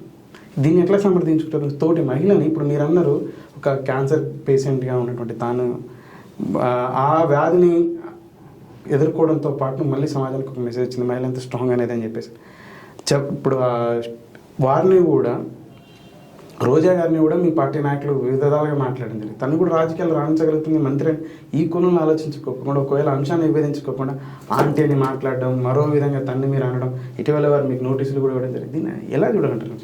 నేను ఎప్పుడు రిగ్రెట్ ఫీల్ అవునండి రోజా అని ఆమె విషయంలో. మీ తోటి మహిళనే కదా, తోటి మహిళని ఫీల్ అయితే ఏమైనా రిగ్రెట్ ఫీల్ అవుతాను. ఫస్ట్ లేడీ క్యారెక్టర్ అసాసినేషన్ చేయడం స్టార్ట్ చేసిన వైఎస్ఆర్సీపీ పార్టీలో ఫస్ట్ లేడీ లోకేష్ అన్నన్ కానీ లేకపోతే అనిత గారికి ఉన్న పర్సనల్ ఫ్యామిలీ ఇష్యూస్ని కానీ బయటికి తీసుకొచ్చి అత్యంత హేయంగా, అత్యంత హీనంగా, అసలు రాజకీయాల్లో జుగుప్స పుట్టించే విధంగా హావభావాలు పెట్టి చాలా దారుణంగా ఇన్సల్ట్ చేసిన ఒక ఫెలో, చీప్ క్యారెక్టర్ ఉన్న ఫెలో. నేను ఇప్పటికీ చెప్తా, ఆన్ కెమెరా చెప్తా, అలాంటి వ్యక్తిని నేను మర్యాద ఇవ్వను. ఆమె ఏమీ పెద్ద వద్దులేండి ఆ మాటలు, నాకు మళ్ళీ ఇక్కడ మాట్లాడడం కూడా సబబు కాదు. పిల్ల పిత్రే అంటుంది. ఏంటి పిల్ల పిత్రే? నువ్వెవరివి? నీ చదువెంత? నీ బతుకెంత? గట్టిగా కూర్చోబెట్టి ఈరోజు నీ శాఖ గురించే నీతో డిబేట్ చేస్తే నీ మొహం పెట్టుకుని కనీసం నీ శాఖలో ఉన్న కాన్సెప్ట్స్ గురించి కానీ నీ శాఖకు సంబంధించిన పనుల గురించి కూడా మాట్లాడే పరిస్థితి నీ దగ్గర లేవు. ఈమె వచ్చేసి ఒక స్టాన్ఫోర్డ్ యూనివర్సిటీలో చదువుకుని వరల్డ్ బ్యాంక్లో జాబ్ చేసిన ఒక వ్యక్తిని లోకేష్ అన్నని పట్టుకుని పిల్ల పిత్రే అంటది. ఈ మహిళ అంటోంది 1-2 రేపులకే ఇంత గగ్గోలు పెట్టాలా అంట. ఎంత తెలివైంది అంటే తెలుగుదేశం పార్టీకి సంబంధించిన ఎవడో ఒక కోన్గిస్క గొట్టంగాడు ఏదో చేస్తారు. మేము హ్యాపీగా పార్టీ నుంచి సస్పెండ్ చేసాము. ఇప్పటికీ స్టాండ్ ఆన్ అయి ఉన్నాం. వాడి పైన మీరు చర్యలు తీసుకొని కఠినమైన శిక్షలు వాడికేయండి. వాడు ఎవడైనా ఊరుకునే ప్రసక్తి లేదు. మా పార్టీ నాయకుడైనా, మా పార్టీ కార్యకర్త అయినా. మా పార్టీ కార్యకర్త ఎవడో చేశాడన్నప్పుడు విజయవాడలో క్యాండిల్ ర్యాలీలు, ఫ్లెక్సీలు, ఆ ఫ్లెక్సీ మీద బాబు గారు బొమ్మలేశారే. మీ పార్టీకి సంబంధించిన విష్ణువర్ధన్ రెడ్డి అనేవాడు నర్సాపురం అక్కడ దాదాపు అమ్మాయి అనుష అనే అమ్మాయిని బీభత్సంగా హెరాస్ చేసి డ్రైనేజ్లో అమ్మాయి తలకై పెట్టి కుక్కి చంపేశారు నర్సరావుపేటలో. ఏమైపోయింది? మీ పార్టీ వాడే కదా, బయటకు వచ్చి గలం విప్పావా? వీటన్నిటిని ప్రశ్నిస్తే ఆమె ఏమనింది? 1-2 రేపులకే తెలుగుదేశం పార్టీ ఇంత గగ్గోలు పెట్టాలా అంటుంది. ఆడపిల్ల మానం ఎవరిదైనా మానమే కదా, అవునా కాదు? ఇదే ఆడపిల్ల ఈమె ఇంట్లోనూ ఉంది కదా, ఈమె కూడా ఆడదే కదా. అదే రేపు ఈమె బిడ్డకో జరిగితే అంతే సావధానంగా వచ్చి జరిగింది 1-2 రేపే, మేమేం గొడవ పడము, మేమేమి గగ్గోలు చేయమంటదా? గొడవ పడుతుంది కదా, తన కూతురికి జరిగిన అన్యాయాన్ని క్వశ్చన్ చేస్తుంది కదా, ఫైట్ చేస్తుంది కదా, సిగ్గుండాలా? అలాంటి మహిళనైతే నేను అనుకోను. నేను ఇతర మహిళలను ఎవరిని, ఆ పార్టీలో ఉన్న వాళ్ళని ఎవరిని నేను కించపరచలేదే. Why only Roja? Because she is not even standards of women. మీరు రోజా గారిని, మీ నాయకుడు మరో వ్యక్తిని, ఇప్పుడు మీ లోకేష్ గారు కూడా, ఇప్పుడు మీ ఇందాక అన్నారు చాలా గొప్ప సంస్కారవంతుడు లోకేష్ అని, స్టాన్ఫర్డ్ యూనివర్సిటీలో చదివాడు, వరల్డ్ బ్యాంక్లో చేశాడు. ఎడ్యుకేషన్ స్టాండర్డ్స్ గురించి ఎందుకు, తనంటా ఉండేది రాజకీయాల్లో పిల్లవతరా అని చెప్పేసి, రాజకీయమైన అవగాహన మీద అన్నారు. తన శాఖకు సంబంధించిన అంశాల మీద కూడా వారికి అవగాహన లేదని చెప్పేసి, అలానే రాజకీయాల్లో తనకి పరిణితి లేదు, అవగాహన లేదనే బేస్గా ఆమె క్వశ్చన్ వేసిండొచ్చు. నిన్న చూసి చింతమనేని ప్రభాకర్ గారు మీ ఏలూరులో ఆసుపత్రిలో అక్కడ ఒక అధికారితో మాట్లాడుతూ, ఏంటి ఇంకొక అధికారి ఫోన్తో ఇంకొక అధికారితో మాట్లాడుతూ, ఏంటి ఫేస్ మీద మేకప్ వేసుకుని తిరుగుతూ ఉంటుంది అని చెప్పేసి, ఇక్కడ చూసుకోదా అని మంత్రిని పట్టుకొని అలా అనడం ఏంటి? విధి నిర్వహణ మీద సరైన ధ్యాస లేదా, ఇక్కడ రివ్యూస్ పెట్టుకోవాలని ఇలా అనడం వేరు. కానీ ఒక స్త్రీని పట్టుకొని, ఒక మంత్రిని పట్టుకొని మేకప్ అని చెప్పేసి ఇట్లా ఎలా అంటారు? మేకప్ వేసుకోవడం తప్ప? మేకప్ వేసుకోవడం తప్ప, లేకపోతే ఇంకొకటి మేకప్ మీద ఉన్న ధ్యాస రాష్ట్రం మీద కూడా పెట్టండి అని చెప్తున్నాడు ఆయన. అది కరెక్ట్ కాదు కదా. అదే కదా, మీరు మీకు మంత్రి పదవి ఇచ్చింది మీరు మేకప్ వేసుకోవడానికి కాదు కదా. మీరు ఫ్లెక్సెస్ లో వివిధ రకాల ఫోటోషూట్లు చేసుకున్న ఫోటోషూట్లని ఫ్లెక్సెస్ రూపంగా మార్చి ఫ్లెక్సీలంతా స్టిలఫిల్పేటలో పెట్టుకున్నట్లు కాదు కదా మీకు మంత్రి శాఖ ఇచ్చింది. కనీసం మీకు మంత్రి శాఖ ఇచ్చినప్పుడు ఆంధ్ర రాష్ట్రంలో ఈ రోజున్న హాస్పిటల్స్ పరిస్థితి చూస్తే ఎంత దారుణమైన పరిస్థితులు ఉన్నాయంటే, కొన్ని చోట్ల నిజంగా ఈరోజు అంబులెన్సెస్ లేక చనిపోయిన వాళ్ళని, బిడ్డల్ని, చనిపోయిన భార్యని తీసుకుని భుజాల మీద వేసుకెళ్ళిన పరిస్థితి రోజు ఆంధ్ర రాష్ట్రంలో కనిపిస్తుంది. ఆయన అదే చెప్తున్నాడు కదా, అమ్మ మీ మేకప్ మీద పెట్టే శ్రద్ధలో 10% రాష్ట్రం మీద పెట్టండి, రాష్ట్ర వైద్య శాఖ మీద పెట్టండి, బాగుపడుతుంది. మనస్ఫూర్తిగా మాట్లాడు, ఓపెన్గా మాట్లాడు. జగన్మోహన్ రెడ్డి గారు అధికారంలోకి వచ్చిన తర్వాత కొత్తగా 108 అంబులెన్సెస్ కానీ మెడికల్ వ్యవస్థని రిఫార్మ్స్ తీసుకురాడు. విలేజ్ క్లినిక్ అనే ఒక కాన్సెప్ట్ అయితే ఏంటి, ఇంకా వివిధ విధాలుగా వివిధ పథకాలతో ముందుకు వచ్చున్నారు కదా, లేదంటారా? అది వాస్తవం గ్రౌండ్ లేదంటే ఎక్కడో ఒక 2 చోట్ల జరిగినటువంటి, మీరు టీడీపీ ఎవరో ఒక నాయకుడు చేసిన తప్పిదాన్ని మొత్తం ఎట్లా అంటారని చెప్పేసి 1-2 చోట్ల అట్లా మీరు అన్నట్టు భుజాల మీద తీసుకెళ్తే దాన్ని మొత్తం రాష్ట్రానికి ఆపాదించి విమర్శ చేయడం కరెక్ట్ అంటారా? ఒకటి గుర్తుపెట్టుకోండి, ఈ రోజు అంబులెన్స్ సర్వీసెస్ ఆంధ్ర రాష్ట్రంకి వచ్చి ఏదైనా ఒక చిన్న చోట యాక్సిడెంట్ అయిందని చెప్పేసి మీరు ఫోన్ చేయండి, గంట నుంచి ఉంటారు అదే ప్లేస్లో. ఒక చోట అని కదా, ఎన్ని ఇన్సిడెంట్స్, 1-2 ఇన్సిడెంట్స్ కాదు, పేరున్న సిటీస్లోనే ఈరోజు అంబులెన్స్లు లేక, ప్రైవేట్ అంబులెన్స్లు వాళ్ళు డబ్బులు కట్టలేక భుజాల మీద వేసుకుని వెళ్ళిన పరిస్థితులు లేవంటారా మీరు? కళ్ళకు కట్టినట్లు కనిపిస్తున్నాయి కదా, గత 4 ఏళ్లలో మనం చూస్తున్నాం కదా. ఈరోజు విలేజ్ క్లినిక్స్ ఎవరిని పెట్టారు? ఏ సర్టిఫైడ్ డాక్టర్ని మీరు విలేజ్ క్లినిక్లో పెట్టారు? ఎవరిని పెట్టారు చెప్పిన? ఏఎన్ఎం వాళ్ళు వచ్చి చూస్తారా? ఇంకా ఏఎన్ఎం వ్యవస్థ దేనికుంది? విలేజ్ క్లినిక్ అని నువ్వు పెట్టావు, గవర్నమెంట్ హాస్పిటల్స్ విలేజెస్లో ఉన్నాయి, ప్రాథమిక హాస్పిటల్స్ ఉన్నాయి, మరి అదేంటి ఇదేంటి? ఇది కేవలం షోకేస్ చేసుకునే ఒక ప్రోగ్రామ్ తప్పించి ఏ సర్టిఫైడ్ డాక్టర్ని మీరు పెడుతున్నారు చెప్పండి? ఏ ఎంబీబీఎస్ డాక్టర్ని పెడుతున్నారు? ఏ ఎండి డాక్టర్స్ని పెడుతున్నారు? ఎక్కడున్నాడు డాక్టర్? మీకు ఏమైనా ప్రాబ్లం వస్తే మీ ఇంటికి వచ్చేది ఏమన్నా వస్తుంది, అంతకు ముందు రాలేదా? దీన్నే సరికొత్త పాత నీరుని తీసుకొచ్చి సరికొత్త బాటిల్లో పోసి ఇదిగో కొత్త నీరు అని చెప్పేసి అమ్ముతున్నారు. ఇంతకు ముందు 65 నుంచి దాదాపు 100కు పైగా రోగాలకు సంబంధించిన మెడిసిన్ ఏఎన్ఎం అందించేదే అక్కడ అలా గ్రామంలోనే. ఎందుకు లేదు? ఈ రోజు ఏమైనా కొత్తగా వచ్చిందా? చంద్రబాబు నాయుడు గారు ఆఖరికి అరకు లాంటి ఏజెన్సీ ఏరియాస్లో కూడా అక్కడ ఏదైతే మహిళలు గర్భిణీ స్త్రీలు ఇబ్బంది పడకూడదు అని చెప్పేసి అక్కడికి అంబులెన్స్ వెళ్ళదు అని చెప్పేసి అక్కడ బైక్ అంబులెన్స్, మోటార్ అంబులెన్స్ తీసుకొచ్చారు. చాలా సేఫ్గా వాళ్ళు వెళ్ళి పురుడు పోసుకొచ్చారు. ఇదే ఏజెన్సీ ఏరియాలో అక్కడ అడవిలో పురుడు పోసుకున్న పరిస్థితి వచ్చింది ఒక ఆడబిడ్డ. ఏం బాగుంది మీది? ఈరోజు మీరు గవర్నమెంట్ ఇంటింటికి డాక్టర్ అని చెప్తున్నారు. ఏ డాక్టర్ వస్తున్నాడు? ఏ డాక్టర్ వచ్చి మందులు ఇస్తున్నాడు? ఏఎన్ఎం వచ్చి 65 రోగాలకు మందులు ఇస్తే డాక్టర్ అయిపోతుందా? అవుతుందా? కాదు కదా. ఎందుకు లేవు? ఇవే ప్రీవియస్ మెడికేషన్ లేదా? ప్రాథమిక వైద్యశాలల్లో లేవా మెడికేషన్స్? ఖచ్చితంగా ఉన్నాయి. చెప్తున్నాం కదా, పాత నీరుని తీసుకొచ్చి కొత్త బాటిల్లో వేసి కొత్తగా షోకేస్ చేయడం తప్పించి ఆంధ్ర రాష్ట్రంలో అభివృద్ధి లేదు. ఆంధ్ర రాష్ట్రంలో ఉద్యోగాలు లేవు, కొత్తగా సృష్టించిన ఉద్యోగాలు లేవు.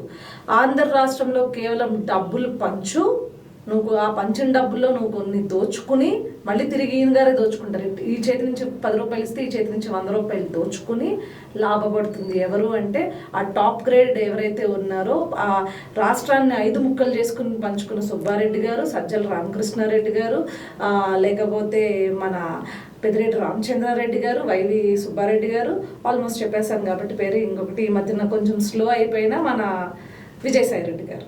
10 రూపాయలు ఇచ్చి 100 రూపాయలు ఎలా దోచుకోగలుగుతారు? ఉండేది 10 రూపాయలు ఉంటాయి ఇక్కడ. అదే 10 రూపాయలు మీరు గవర్నమెంట్ తరపు నుంచి ఇస్తున్నారు, ప్రజల దగ్గర నుంచి 100 దోస్తున్నారు. ఈ రోజు మీరు ఆంధ్ర రాష్ట్రంలో చూసుకున్న పెట్రోల్ పరిస్థితి కానీ, ఈరోజు మన ఏదైతే ఉప్పు, పప్పు, బెల్లం పరిస్థితులు మీరు చూస్తే కేవలం ఆంధ్ర రాష్ట్రంలోనే ప్రత్యేక రేట్లు ఉంటాయి. మద్యం విషయానికి వద్దాం, ఎక్కడా దొరకని బ్రాండ్లు మా ఆంధ్ర రాష్ట్రంలోనే సరికొత్తగా దొరుకుతాయి. కొత్త కొత్త పేర్లతో ప్రెసిడెంట్ మెడల్ అని, ఆంధ్ర గోల్డ్ అని, గోల్డ్ మెడల్స్ పేర్లతో సహా ఈరోజు ఆంధ్ర రాష్ట్రంలో దొరికే పరిస్థితి. పోనీ అక్కడైనా సరే డిజిటల్ పేమెంట్ ఉంటుందా? ఉండదు. ఆ రోజు చంద్రబాబు నాయుడు గారి హయాంలో అతి తక్కువ రేటు ఉన్నది, ఈరోజు నాకు తెలిసి 60 రూపాయలు ఉన్నది, ఈరోజు 200కి అమ్ముతున్నారనే పరిస్థితి. సో ఈ చేత్తో 10 రూపాయలు ఇచ్చి ఈ చేత్తో 100 రూపాయలు లాక్కోవడం అంటే నిత్యావసర వస్తువులపై ఏదైతే ఉన్నాయో దాన్ని విపరీతమైన ధరలు పెంచేసి ఈరోజు ఆంధ్ర రాష్ట్రంలో ఈరోజు ట్యాక్సెస్ ఏంటండి? చెత్త పన్ను ఏంటండి? బాత్రూముల పన్ను ఏంటండి? చెత్త పన్ను అంట, బాత్రూముల పైన పన్ను అంట. ఈరోజు మనం హౌస్ ట్యాక్స్ కట్టేటప్పుడే మున్సిపల్ ట్యాక్స్ అవన్నీ కడుతున్నాం కదా, మళ్ళీ కొత్తగా ప్రతి ఇంటికి ట్యాక్స్ ఎందుకు కట్టాలి? ప్రతి స్టోర్స్ ముందు కూడా విడిగా ట్యాక్సెస్ కట్టాలి. ఈ రకమైన ఆస్తి పన్ను ఈ రకంగా దోచుకుంటూ మీరు ఎప్పుడైనా సరే ఆంధ్ర రాష్ట్రంలో గోదావరి జిల్లాలకు వచ్చి వాళ్ళు ఇసుక వాళ్ళ నాకు తెలిసి వాళ్ళు బ్రతుకున్న గత 100 సంవత్సరాల తరబడి మనం తీసుకున్న బయటకు డేటా తీసుకున్న ఇసుక ఇంత హైయెస్ట్ కాస్ట్ పెట్టి ఎప్పుడు కొనుండరు. అలాంటిది ఈరోజు ఒక ట్రాక్టర్ ఇసుక 5,000 నుంచి 10,000 వరకు కొనుక్కుంటున్నారు. ఆ రకమైన పరిస్థితి ఏది గోదావరి జిల్లాల్లోనే నేను చెప్తుంది, ఇసుకుండే జిల్లాల్లోనే చెప్తున్నాను. ఇంకా పక్క జిల్లాల పరిస్థితి ఏంటంటారు? ఏ స్థాయిలో వీళ్ళు దోస్తున్నారు ఇసుకని? కొత్త ఇసుక పాలసీ అని తీసుకొచ్చారు, కొత్త మద్యం పాలసీ అని చెప్పారు, మద్యపాన నిషేధం అని చెప్పారు, పోలే కొత్త మద్యం పాలసీ అని చెప్పేసి మేము షాక్ కొట్టేలా చేస్తున్నాం రేట్లు అని చెప్పేసి వీళ్ళు డబ్బులు బాగుకుంటున్నారు. అదేవిధంగా కొత్త ఇసుక పాలసీ అన్నారు. ఈ ఇసుక పాలసీ ద్వారా భవన నిర్మాణ కార్మికులు ఎంతమంది రోడ్డును పడ్డారో తెలుసా మీకు? ఈరోజు ఆంధ్ర రాష్ట్రంలో సివిల్ కన్స్ట్రక్షన్ మొత్తం ఆగిపోయిన పరిస్థితి. ఈరోజు శూన్యం, సివిల్ కన్స్ట్రక్షన్ మొత్తం శూన్యం, రియల్ ఎస్టేట్ మొత్తం పడిపోయింది ఈరోజు ఆంధ్రాలో. సో భవన నిర్మాణ కార్మికులు వారి పొట్టకూటి కోసం ఈరోజు కూలి పనులకు వెళ్తున్న పరిస్థితి.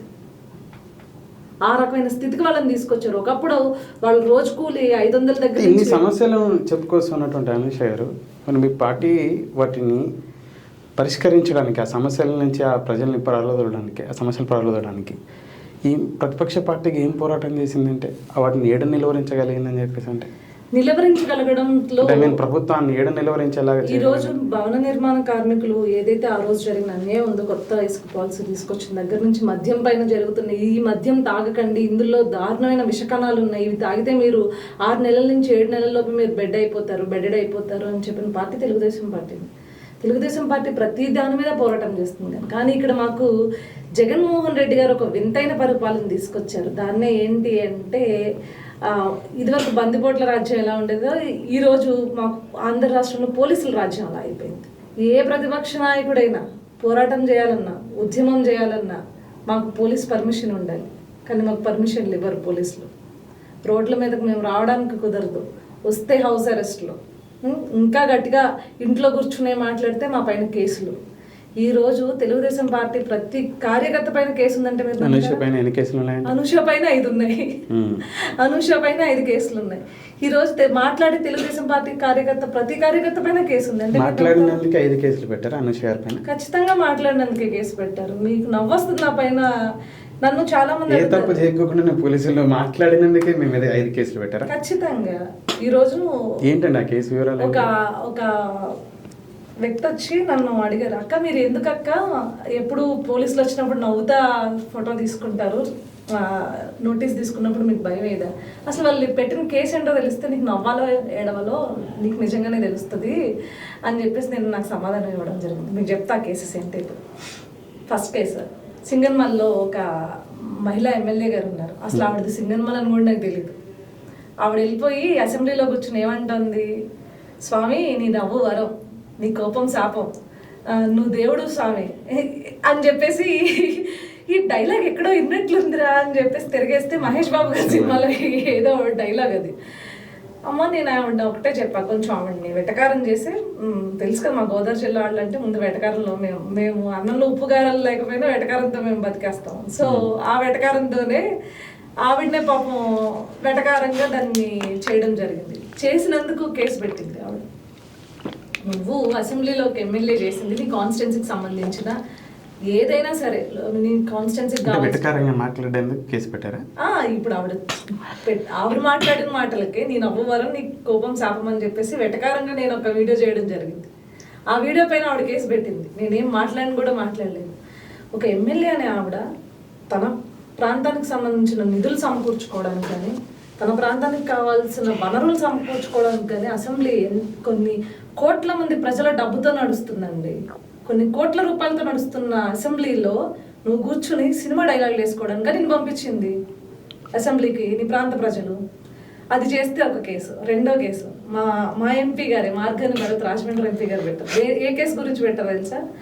ఆయన ఏవో కరోనాకు సంబంధించిన నిధుల్ని పక్కదారి పట్టించి, ఏవో ఫండింగ్ ఎవరో ఇచ్చిన ఫండింగ్ని పక్కదారి పట్టించి కరోనా సమయంలో ఏవో పంపించిన ఆర్టికల్ ఆంధ్రప్రభ అనే ఒక పేపర్ వేసింది. దానిపైన నన్ను ఏటుగా చేసి నా పైన కేసు పెట్టారు. ఒక ఆర్టికల్ ఆంధ్రప్రభ వేసి మీ మీద ఎందుకు కేసు? అదే కదా మీకు నవ్వు, మీకు ఎట్లా క్వశ్చన్ వచ్చిందో నాకు అట్లనే వచ్చి ఆర్టికల్ షేర్ చేస్తే నా మీద కేసు పెడతారా అంటే పోలీసులు అదే చెప్పారు, అవునమ్మా ఆర్టికల్ షేర్ చేసినందుకే పెట్టాము అని చెప్పేసి. పోస్టులు షేర్ చేసి కూడా కేసు పడ్డది. అయితే కేసు పడింది. ఆర్టికల్ షేర్ చేసినందుకు కేసు పడింది. ఇది ఎంత విచిత్రం అనుకోవచ్చు. సో అదే విధంగా ఇలాంటి పిచ్చి కేసులే అన్ని, ఏవి నిలబడే కేసులు కాదు, SC/ST అట్రాసిటీ కేసులు. అసలు నేను ఆ వ్యక్తులు ఎవరో తెలియదు, ఆ వ్యక్తి నిజంగా ఎస్సీ అని కూడా మనకు తెలియదు, వాళ్ళని మనం క్వశ్చన్ చేసినందుకు. ఇప్పుడు మీ మీద SC/ST అట్రాసిటీ కేసు ఉంది, నడుస్తుంది. సో మొన్న రీసెంట్ గా రోజా గారు పెట్టిన కేసు నాన్ అవైలబుల్ కేసు కదా, మరి మీరు జైలుకి వెళ్ళలే? బెయిల్ తీసుకున్నాను. నేను హైకోర్టు వరకు వెళ్ళాను. ఈ విషయంలో పార్టీ చాలా సపోర్ట్ చేసింది. ఆఖరికి మనం 41A నోటీస్ని సస్పెండ్ చేయించడం జరిగింది. SC/ST కేసులో బెయిల్ ఉండదు అనుకుంటూ 90 days మీరు తప్పనిసరిగా వెళ్ళాలా? ప్రూవ్ చేయాలి కదండి, వాళ్ళు ఛార్జ్ షీట్ వేయాలి కదా. వాళ్ళు ఛార్జ్ షీట్ వేసేదానికే భయం కదా. ఇప్పుడు నా పైన అదే సింగన్మల్ నుంచి ఎమ్మెల్యే ఆవిడ ఎందుకో నా పైన బాగా కక్ష కట్టినట్లుంది. ఆవిడ పైన ఎవరో కూడా ఒక ఫేక్ అకౌంట్తో కమెంట్స్ వేస్తే కూడా అది కూడా నేనే చేయించినట్లు. నా మీద మళ్ళీ ఇంకో కేసు, ఆవిడే రెండో కేసు, అది కూడా ఒకే వ్యక్తి చేత ఆ సింగన్మల ప్రాంతానికి సంబంధించిన వైఎస్ఆర్సీపీ సోషల్ మీడియా కోఆర్డినేటర్ చేత పెట్టించింది ఆవిడ. సో ఛార్జ్ షీట్లు, ఇవి కేసెస్లో ఛార్జ్ షీట్లు వేయడానికి కూడా పోలీసులు కూడా భయపడతారండి. ఎందుకంటే ఇది మనం చేసిన నేరం కాదు, మనకు సంబంధం లేదు. ఇందులో నేను ఎక్కడ ఏ కులాన్ని నేను తిట్టింది లేదు.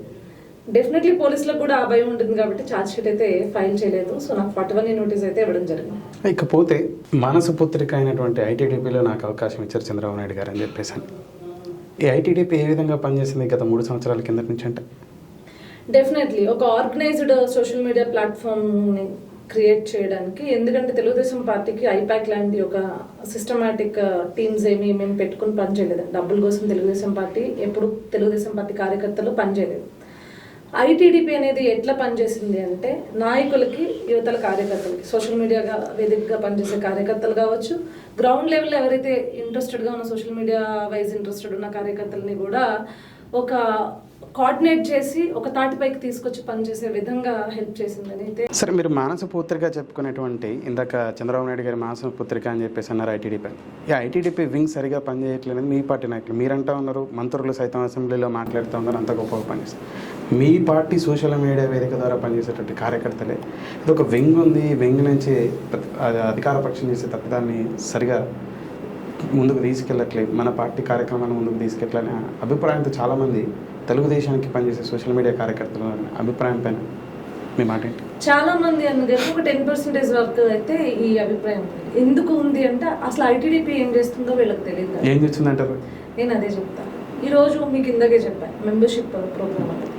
ఈ మెంబర్షిప్ ప్రోగ్రాంలో మీకు ఎట్లా ఉంటుంది అంటే ఇదివరకు మెంబర్షిప్ ప్రోగ్రాము పలానా ఊర్లో ఇన్ని ఓట్లు తెలుగుదేశం పార్టీవి అంటే అన్ని ఓట్లకు సంబంధించిన లిస్టు రాసేసి అక్కడ ఇన్ఛార్జ్ వాళ్ళకి డబ్బులు పే చేయడమో దానికి సంబంధించిన వాళ్ళకి ఎవరో ఒకళ్ళు నెంబర్ ఇచ్చేసి ఇన్సూరెన్స్ చేయడం జరిగేది. డబ్బులు పే చేయడం అంటే మెంబర్షిప్కి మనకి 100 రూపీస్ మెంబర్షిప్ అమౌంట్ కదా, అంటే వీళ్ళకి ఏది ప్రమాద బీమా సాతు పథకం వస్తుంది కదా, అది దట్స్ ఆఫ్ ఇన్సూరెన్స్ క్లెయిమ్ అవుతుంది అనమాట.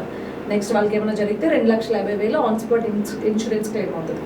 సో దీనికి మెంబర్షిప్కి అయితే ఏది లేదు. అబౌట్ ద ఇన్సూరెన్స్ పాలసీ మనం 100 రూపీస్ తీసుకుంటున్నాం. ఇదివరకు ఎట్లా జరిగేదంటే అక్కడ లోకల్ ఉన్న లీడర్స్ పెట్టుకుని వీళ్ళందరూ మనవాళ్ళు అని చెప్పేసి ఒక లిస్ట్ ఇచ్చేసేవాళ్ళు, కౌంట్ వచ్చేసేది. చంద్రబాబు నాయుడు గారు ఏం చేశారు అంటే నాకు ఏది కావాలన్నా రియల్ టైం డేటా కావాలి, ఒథెంటిక్గా ఉండాలి డేటా, అది నిజమా కాదా అనేది కావాలి. లోకల్ లీడర్ ఏదో లిస్ట్ తీసుకొచ్చారు, వీళ్ళు ఎంతమంది అనేది నాకు నెంబరింగ్ వద్దు, మనాళ్ళు ఎవరున్నారు అనేది కావాలి అని చెప్పేసి ఒక వినూత్న పద్ధతి తీసుకొచ్చారు మెంబర్షిప్లో. త్రూ ఫోన్ ఒక బాట్ ఏర్పాటు చేసి త్రూ బాట్ ఈరోజు మేము మెంబర్షిప్ చేయడం జరిగింది. కూపన్స్ మా ఛాంపియన్స్ మేము ఎవరైతే ఐటీడీపీ మెంబర్స్ ఉన్నారో mandal even though ward champions వరకు వేసుకుని ఆ వార్డ్ ఛాంపియన్స్కి 100 కూపన్స్ ఇచ్చి 100 మెంబర్షిప్స్ కంప్లీట్ చేసేయడం. ఇట్లా మీకు తెలుసో లేదో ఒక అరకు ఏజెన్సీ ఏరియాలో పాపం ఆ వార్డ్ ఛాంపియన్ అక్కడికి వెళ్తే ఈవినింగ్ వరకు మళ్ళీ నాకు టచ్లోకి వచ్చేవాడు కాదు. కొండ ప్రాంతాల్లోకి, గుట్టల ప్రాంతాల్లోకి సిగ్నల్స్ లేకపోయినా, ఇది ఫోన్ సిగ్నల్ ఉంటేనే వాట్సాప్ కానీ టెలిగ్రామ్లో కానీ బాట్ త్రూ చేయగలం. ఎందుకు అంటే వాళ్ళ ఫోన్లో ఓటీపీ వెళ్తుంది డైరెక్ట్గా. డిజిటల్ మెంబర్షిప్ కార్డ్ అయితే డిజిటల్ మెంబర్షిప్ కార్డ్ జనరేట్ అవుతుంది. సో ఇంతవరకు వాళ్ళ పెట్రోల్ పెట్టుకుని వాళ్ళ ఈ ఛాంపియన్స్ ఎవరైతే ఉన్నారో వార్డ్ ఛాంపియన్స్ కానీ లేకపోతే మండల్ ఛాంపియన్స్ కానీ లేకపోతే కాన్స్టిట్యున్సీ ఛాంపియన్స్ కానీ వాళ్ళ సొంత డబ్బులు వెచ్చించుకుని ఈరోజు కొన్ని లక్షల మెంబర్షిప్లు చేశారంటే రాష్ట్ర వ్యాప్తంగా మీరు నమ్ముతారా? అథెంటిక్ డేటా, కేవలం ఓన్లీ ఎవరో కాన్స్టిట్యున్సీ ఇన్ఛార్జ్ ఇచ్చిన డేటా కాదు. ప్రతి ఛాంపియన్ వెళ్ళి ప్రతి ఇండివిజువల్ దగ్గరికి వెళ్ళి వాళ్ళ డీటెయిల్స్ తీసుకుని వాళ్ళ ఫోన్ నెంబర్ తీసుకుని మీకు ఇష్టమా లేదా తెలుగుదేశం పార్టీ మెంబర్షిప్ తీసుకోవడం అని చెప్పి, మెంబర్షిప్ తీసుకుంటే మీకు ఈ ప్రయోజనాలు ఉన్నాయని చెప్పి వాళ్ళకి సంబంధించిన ఫోన్ త్రూ లింకప్ చేసి వాళ్ళకు ఓటీపీ వస్తుంది. ఆ ఓటీపీని ఇక్కడ జనరేట్ చేసి సో అక్కడ వాళ్ళకి డిజిటల్ కార్డ్ ఇవ్వడం జరుగుతుంది అనమాట.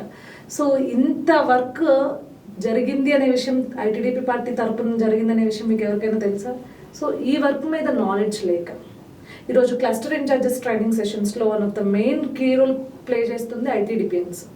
సో ఐటీడీపీ పార్టీ వాళ్ళు ఏం చేస్తున్నారో తెలియక అసలు ఐటీడీపీ వర్క్ అంటే ఓన్లీ సోషల్ మీడియా మాత్రమే అనుకుని సోషల్ మీడియాకి కంటెంట్ ఇచ్చే వాళ్ళం కూడా ఐటీడీపీ వాళ్ళమే అని చెప్పేసి కొంత ఎవరికి అవగాహన లేక కొంతమంది తెలుగుదేశం పార్టీ కార్యకర్తలకి ఎక్కడో ఒక చోట వీళ్ళు ఏమీ చేయట్లేదు అనే బాధ అయితే ఉంది. బట్ ఏమీ చేయట్లేదు కాదు, చేస్తున్న పని మీకు కనిపించట్లేదు అంతే. ఐటీడీపీ అధ్యక్షుడు అయినటువంటి చింతకాయల విజయ్ గారి పైన మీ అభిప్రాయం? సారీ టు సే అండి, విజయన్ ఐటీడీపీని మానిటర్ చేస్తున్నారు, నాట్ ఎట్ అధ్యక్షుడు అనేది కాదు. సో విజయన్ విషయానికి వస్తే one of the encouragement party తరఫున ఎవరైనా ఇచ్చే పర్సన్ ఉన్నారు, ఒక బ్యాక్ బోన్గా మాకు సపోర్టివ్గా ఉండే పర్సన్ ఎవరైనా ఉన్నారు అంటే అది విజయన్ అయితే చెప్పుకోవచ్చు. ఫోనే లేపడంటే మీకు ఎలా సపోర్ట్ ఉంటుంది? ఫోనే లేపరు అనేది అవాస్తవం అండి. నా పైన పడిన cases back to back last 4 months back to back cases పడ్డాయి. ఒకటి సింగన్మల్ కేసు, బ్యాక్ టు బ్యాకే చిత్తూరు కేసు పడింది. నాకు ఎట్లా లేపారు phone? See what priorities are అనేది మనకి ముఖ్యం. ఆయన రాష్ట్రం మొత్తం డీల్ చేస్తున్నారు. కేసు ఉంది, కార్యకర్తకు కేసు ఉంది అన్నప్పుడు అర్ధరాత్రైనా ఫోన్ లేపుతాడు ఆయన. అర్ధరాత్రైనా ఫోన్ లిఫ్ట్ చేసి ఈరోజు నేను పోలీస్ స్టేషన్కి వెళ్లకుండా ఈరోజు స్టిల్ ఇక్కడ ఉన్నాను అంటే ఐ స్ట్రాంగ్లీ బిలీవ్ విజయన్ వాళ్ళు. నేను ఇంత సఫర్ అవ్వకుండా ఈరోజు పోలీసుల త్రూ నన్ను టచ్ కూడా చేయలేకపోయారంటే ఐ స్ట్రాంగ్లీ బిలీవ్ విజయన్ వల్ల, లొకేషన్ వల్ల. అంతా కోఆర్డినేట్ చేస్తాడన్న. అండ్ ఇంకొకటి ఏంటంటే చాలా మహిళలకి చాలా సెక్యూరిటీ ఇస్తాడండి విజయన్. ఊరికనే ఐటీడీపీలో మహిళలు ఉన్నారు, వాళ్ళని ఎక్కడ పడితే అక్కడ పనులు పంపించేద్దాం అనేది ఏం లేదు. వాళ్ళు ఎంతవరకు పని చేయగలుగుతారు పార్టీ కోసం, వాళ్ళు ఏ రకంగా పని చేయగలుగుతారు. ఈవెన్ దో ఒక ఎక్స్ట్రీమ్ లిమిట్కి వెళ్ళి మనం ఏదైనా ఒక భావోద్వేగంతో ఒక చిన్న పోస్ట్ రాసినా కూడా ఆయన టీం వచ్చి మనకు చెప్తుంది, ఇది మీకు మంచిది కాదు, మీ పర్సనాలిటీకి మంచిది కాదు, సో ఇది వద్దమ్మా అని చెప్పే రకంగా ఆయన టీం కూడా మాతో కోఆర్డినేట్ చేస్తుంది. సో ఫోన్ లిఫ్ట్ చేయలేదు అని అంటే కనుక అది అసందర్భమైన విషయం అయి ఉంటుంది, అది లిఫ్ట్ చేసిన అనవసరమైన విషయం అయి ఉంటేనే ఆయన లిఫ్ట్ చేయరు. కానీ సో విజయన్ ఇచ్చే సపోర్ట్ వల్ల ఈరోజు ఐటీడీపీలో ఉన్న మహిళలు అయితే, నేను మహిళల పరంగా చెప్తున్నాను, చాలా అంటే చాలా సేఫ్గా మా పని మేము ప్రశాంతంగా చేసుకోగలుగుతాం. సింగిల్ లైన్లో చింతకాయల విజయ్ గారి సారథ్యంలో ఐటీడీపీ గొప్పగా పనిచేస్తానని చెప్పేసి అంటారా? గొప్పగా కాదు, అద్భుతంగా పనిచేస్తుంది. అద్భుతంగా పనిచేస్తుంది కాబట్టే ఈరోజు ఐటీడీపీ అనేది సింహస్వప్నం లాగా అధికార పార్టీకి కనిపిస్తుంది. అది మీ అభిప్రాయం? నా అభిప్రాయం కాదు, ఖచ్చితంగా చేస్తుంది కాబట్టి ఈరోజు అన్నిసార్లు, లేకపోతే చింతకాయల విజయ్ గారికి అన్నిసార్లు నోటీసులు ఇవ్వాల్సిన అవసరం లేదు. ఆయన ఏం మాలాగా బయటకు వచ్చి మాట్లాడే వ్యక్తి కాదే. ఆయన ఏమి మాలాగా మైక్ ముందుకు వచ్చి ఇష్టానుసారం మాట్లాడే వ్యక్తి కాదే. ఇష్టానుసారం మీన్స్ ఇప్పుడు ఏదైతే కొడాలి నానిలాగా మాట్లాడే వ్యక్తి అనుకోండి, మీలాగా అన్నారు, కొడాలి నానితో మిమ్మల్ని మీరు కూడా ఇంక్లూడ్ చేసుకుంటారు అంటే మేము బయటకు వచ్చి మాట్లాడతాం. ఇట్లా మేము ఇష్టానుసారం అంటే ఖచ్చితంగా ఎందుకు మాట్లాడతాము. మా అధినాయకుడిని ఏదైనా కొడాలి నాని తిట్టాడు అనుకోండి, వాడు వీడని, అరే ఏదో నువ్వేవాడురా నువ్వు తిట్టడానికి అని చెప్పేసి మేము అంటే. కొడాలి నాని గారిని కానీ అలాగే వంశీ గారిని కానీ ఇంకా కొందరిని మీరు మంత్రుల్ని ఎమ్మెల్యే మీకు ఎప్పుడైనా ఫోన్ కాల్స్ కానీ తట్టించండి? వందలు వస్తాయి. ఇది నా అడ్రస్ రా అంటే మళ్ళీ ఎవడు సమాధానం. నాన్నగారు మంత్రి, మాజీ మంత్రి నాన్నగారు కానీ వంశీ గారిని కూడా మీరు అనడం జరిగింది. వారు స్వయంగా కాల్ చేయడం కానీ వారు ఎప్పుడు చేయలేదు, వాళ్ళు ఎప్పుడు చేయలేదు. కొన్ని వందల ఫోన్ కాల్స్ అయితే వాళ్ళ అంచనాల నుంచి వస్తాయి. ఇది నా అడ్రస్ రండి ఏం చేస్తారో చూద్దాం అంటే మళ్ళీ ఎవరు. ఏంటి ధైర్యం ఏంటి అనుష గారికి అంటే? డెఫినెట్లీ హ్యాండిల్ చేద్దామని. వాళ్ళు ఎంతవరకు వాళ్ళ నాయకుడి కోసం పోతాడో చూద్దామని, నేను ఎంతవరకు పోవడానికైనా సిద్ధంగా ఉన్నాను. వాళ్ళు ఎంతవరకు పోతాడో చూద్దామని, వాళ్ళు ఎంత లాయలిస్టిక్గా చూద్దామని చెప్పేసి ఒక చిన్న అది. వాళ్ళు ఎవరు, మీకు ఒక విషయం చెప్తా, ఫోన్ చేసేవాడు ఎవడు కూడా ఖచ్చితంగా గ్రౌండ్ లెవెల్లోకి రాడు, వచ్చి మనల్ని ఫేస్ చేయడు, అది మాత్రం గ్యారెంటీ. ఫోన్ చేసేవాడు కమెంట్ పెట్టాడు, ఆడికి భయం ఉంటుంది. సో ఎటు రారనే ఎందుకంటే నిజంగానే ఎదుర్కోవాలి అనుకునేవాడు వాడి వీడియోస్తోనో లేకపోతే వాడి మాటలతోనో వాడి ప్రెస్ మీట్తోనో ఏ రకంగా అయినా ఖండించి పనిచేసేవాడు ఎక్కడికైనా వస్తాడు. కానీ ఇట్లా ఫోనుల్లో అలిబిల్లి కబుర్లు చెప్పేవాళ్ళు ఎవడు కూడా ధైర్యంగా ముందుకొచ్చి ఫేస్ చేయడు. ధైర్యంగా ముందుకొచ్చి వాళ్ళకి ఒక క్యాంపెయిన్ స్టార్ ఉన్నాడు బోరగడ్డ రీల్ అనేవాడు, వాడి పరిస్థితి ఏంటి, ఫోన్లు చేసి అందరినీ బెదిరిస్తాడు. రారా బాబు నేను ఇక్కడ ఉన్నా అంటే వాడు సచ్చినారాడు. ఎప్పుడు వస్తాడు, ఏ అర్ధరాత్రి పూట వెళ్ళి ఇదిగో వాడు ఇంటి ముందు ఉన్నా అని చెప్పేసి అక్కడ ఒక వీడియో తీసుకుని మళ్ళీ పారిపోతాడు. సో ఈ కైండ్ ఆఫ్ స్టార్స్ అంతేగాని వీళ్ళు హడావిడి స్టార్లు అంటాం మనం, వీళ్ళందరూ హడావిడి అంటారు. సో భయపెట్టరు. అండ్ ఇంకొక విషయం మనం క్లారిటీ తీసుకోవాలండి, ఏదైతే చింతకాయల విజయన్ గురించి మనం ఆపేసాం కాబట్టి చెప్తున్నాం. చింతకాయల విజయన్ అనే వ్యక్తి పార్టీలో పార్టీ అధినాయకత్వానికి మేము ఏదైతే మా వింగ్ తరపున చేస్తున్న ఎవరైతే పనిచేస్తున్న కార్యకర్తలు ఉన్నారో, అఫిలియేటెడ్ వింగ్ ఛాంపియన్స్ ఎవరైతే ఉన్నారో వీళ్ళందరూ అనుసంధానం చేసి కోఆర్డినేట్ చేసుకునే వ్యక్తి. ఈ రోజు వార్డు కమిటీ వరకు కూడా ఒక అఫిలియేటెడ్ వింగ్ ఏర్పడింది అంటే అది ఐటీడీపీ మాత్రం. సో ఐటీడీపీ నుంచి ఎంత క్రమశిక్షణతో మేము పనిచేస్తున్నాం కాబట్టి. ఇంకొకటి మాలాగా విజయన్ నేను ఎందుకు అనలేదంటే, ఎప్పుడు విజయన్ మాట తడబడడు, మాట తొలడు. ఇంకా మేమైనా సరే ఎవడ్రా వీడు మా అధినాయకుడిని తిడుతున్నాడు, మా లొకేషన్ అని వీడు ఎందుకు తిట్టాలి, మా నాయకులు మా పార్టీని ఎందుకు తిట్టాలని మాకు కోపం వచ్చి ఎంపీలో మినిస్టర్లో అడ్డమైన వాగుడు వాగితే వాళ్ళ వేలోనే మేము సమాధానం చెప్తాం. కానీ ఇంత మాట కూడా తూలని వ్యక్తి విజయన్న. అలాంటి వ్యక్తి పైన ఈరోజు బ్యాక్ టు బ్యాక్ సిఐడి కేసులు పెడుతుంది అంటే ఒక సింహస్వప్నం లాగా వాళ్ళ కళ్ళ ముందు ఉన్నాడు కాబట్టి అందుకని అతన్ని తొలగించేసి ఇటీవల కన్వీనర్ గా తీసుకొచ్చారు. ఎవరిని? జీవీ రెడ్డి గారిని తొలగించలేదే, తొలగించే ఆలోచనతో అంటున్నా. నెవర్ అండి, అది ఒక రాంగ్ ఇంప్రెషన్ జనరేట్ చేశారు. అంటే ఐటీడీపీ అనేది చిన్న విభాగం కాదు. సరే, కన్వీనర్ గా నియమితులైన తర్వాత జీవీ రెడ్డి గారి నేతృత్వంలో ఏమన్నా ఐటీడీపీలో మార్పులు వచ్చాయంటే? ఇంకా మేము జీవీ రెడ్డి గారు మాకు ఏదైతే వారి సైడ్ నుంచి మాకు ఇంకా కాంటాక్ట్ అవ్వలేదు ఇప్పటి వరకు. అయితే మేబీ ఇన్ ఫ్యూచర్ అవ్వచ్చేమో. తొలగించి అనేది ఇక్కడ పూర్తిగా అవాస్తవం. తొలగించి అనేది కాదు, ఆయన స్టేట్ ప్రధాన కార్యదర్శిగా ఉన్నారు. ఐటీడీపీ బాధ్యతలు చూసుకుంటున్నారు అంతే. సో ఆయన ఐటీడీపీకి సంబంధించిన తొలగించారు అనట్లేదు, తొలగించే ఉద్దేశంతోనే ముందుగా తొలగించడానికి అసలు ముందు పదవి ఉండాలి కదా విజయన్నకి, తొలగించడానికి ముందు పదవి ఉండాలి కదా, లేదది. సో ఐటీడీపీ అనేది 40,000 మంది ఛాంపియన్స్తో కూడిన ఒక పటిష్టమైన వ్యవస్థ. సో దీన్ని ఇంత పెద్ద వ్యవస్థని రన్ చేయాలి అంటే ఒక్క వ్యక్తితో అది నడపడం సాధ్యం కాదు. కాబట్టి జీవీ రెడ్డి గారిని కానీ పయ్యావుల కేశవ్ గారిని కానీ ఇద్దరిని తీసుకురావడం జరిగింది. సో వాళ్ళ నేతృత్వంలో ఇప్పుడు ఏదైతే వస్తున్న ఇంకా ముందు రోజుల్లో ఇంకా గట్టిగా ఐటీడీపీ పనిచేస్తుంది. మా నాయకులందరూ మమ్మల్ని అలా డ్రైవ్ చేస్తారని నమ్ముతున్నాం. ఇకపోతే మీరు వాలంటీర్ వ్యవస్థ మీద పలు సందర్భాల్లో కొన్ని వ్యాఖ్యలు చేయడం జరిగింది. గ్రామంలోనే అడ్మినిస్ట్రేషన్ అంటే పీపుల్కి కావాల్సిన వాటిని వాళ్ళ ఇంటి దగ్గరకు అందిస్తూ ఉంటే మీరు ఆ వ్యవస్థ మీద చాలా జుగుత్సాహంగా కూడా మాట్లాడడం జరిగింది, ఆ వ్యవస్థలో ఉన్న వ్యక్తి మీద. ఎలా అలా మీరు కూడా ఒక గ్రామం నుంచి వచ్చినారు, మీ ఇంట్లో చూసింటారు పెన్షన్కి మీ ఇంటి పక్కలలో మీ ఇంట్లో ఎవరైనా తీసుకుంటుంటే ఎంత ఇబ్బంది పడాలి. ఇంకా కొన్ని సేవల కోసం మండల ఆఫీస్కి వెళ్ళడం కానీ గ్రామ పంచాయతీకి వెళ్ళినప్పుడు ఏ విధమైన సమస్యలు ఉండేవి. ఈరోజు ఇంటికి వచ్చే వాలంటీర్ సేవలు కొన్ని అందిస్తూ ఉన్నారు. దాన్ని రక్షించాల్సింది ఆ వ్యవస్థ మీద మీరు మరో విధంగా మాట్లాడారు. వాలంటీర్ చేస్తున్న పనులపైన మేము ఏమి వ్యతిరేకత అయితే మేము చూపించట్లేదండి. వాలంటీర్ వ్యవస్థ పైన మేము వ్యతిరేకత ఎందుకు చూపిస్తున్నాం అంటే, మీరు పార్టీకి కాకుండా ప్రభుత్వ పరంగా పనిచేయండి, తప్పలేదు. వాలంటీర్ వచ్చి ఇంటి ముందు స్టిక్కర్లు అంటిస్తామంటే మీరు ప్రభుత్వానికి ఏ పనైనా చేసుకోండి. ఎవరు నువ్వు జగన్ అన్నే నమ్మకం అని చెప్పడానికి? నువ్వు ప్రభుత్వం తరపు నుంచి అంటే మా డబ్బు నువ్వు తీసుకుంటున్నావు, మా డబ్బు నువ్వు జీతాలు, మేము కట్టే ట్యాక్సెస్ నువ్వు జీతాలుగా తీసుకుంటున్నప్పుడు నువ్వు ఒక వ్యక్తిని ఏ విధంగా నువ్వు ప్రమోట్ చేస్తావు? ఒక వ్యక్తిని ఇతనే మా నమ్మకం అని ఎందుకు ప్రమోట్ చేస్తున్నావు? ఇలాంటి కార్యక్రమాల్లో వాలంటీర్ ఎందుకు ఇన్వాల్వ్ అవుతున్నాడు? వాలంటీర్ ప్రభుత్వ పరంగా వచ్చి నువ్వు ఏ పనన్నా చేయి. నువ్వు పెన్షన్లు ఇస్తావు, ఇంటికి తీసుకొచ్చి రేషన్లు ఇస్తావు, ఇంట్లో ముసలి వాళ్ళకి బాగోలేకపోతే ఇంట్లో కూర్చుని సేవలు చేస్తావు, నువ్వు చేయి. కానీ ఈ వాలంటీర్ వ్యవస్థను అడ్డం పెట్టుకుని అధికార పార్టీ చేస్తున్న ఏవైతే నీచమైన పనులు ఉన్నాయో ఆ పనులను మాత్రమే మేము ఎంటగడుతున్నాం. ఈ వాలంటీర్లకు ఏం పని ఎలక్షన్స్కు? ఈ వాలంటీర్లకు ఏం పని ఎలక్షన్ డ్యూటీ చేయడానికి, లేకపోతే ఎలక్షన్ ప్రచార సారథకులుగా వీళ్ళు నడవడానికి? వీళ్ళకి ఏం పని వాలంటీర్స్కి? మీరు ఎవరి డబ్బులు తీసుకుంటున్నారు? ప్రజల డబ్బులు తీసుకుంటున్నారా? జగన్మోహన్ రెడ్డి తాడేపల్లి ప్యాలెస్లోంచి ఇంటి డబ్బులు ఏమైనా పంపిస్తే తీసుకుంటున్నారా? కాదు కదా, ప్రజల నుంచే కదా తీసుకుంటున్నారు. సో ప్రజల అభిష్టానికై మీరు పనిచేయండి, అంతేగాని ప్రజల కోసం పనిచేయండి. నువ్వు పార్టీ కోసం పనిచేస్తానంటే నువ్వు వాలంటీర్ కాదు, నువ్వు వెళ్ళిపో, మాకు అవసరం లేదు, మాకు ఏ వాలంటీర్ అవసరం లేదు. ఏమి వాలంటీర్ సిస్టమ్ ఉన్నప్పుడే ఏమన్నా పంచాయతీకి వెళ్ళి పెన్షన్లు తీసుకోకుండా ఉన్నారా? ఎవరైనా లేరు కదా.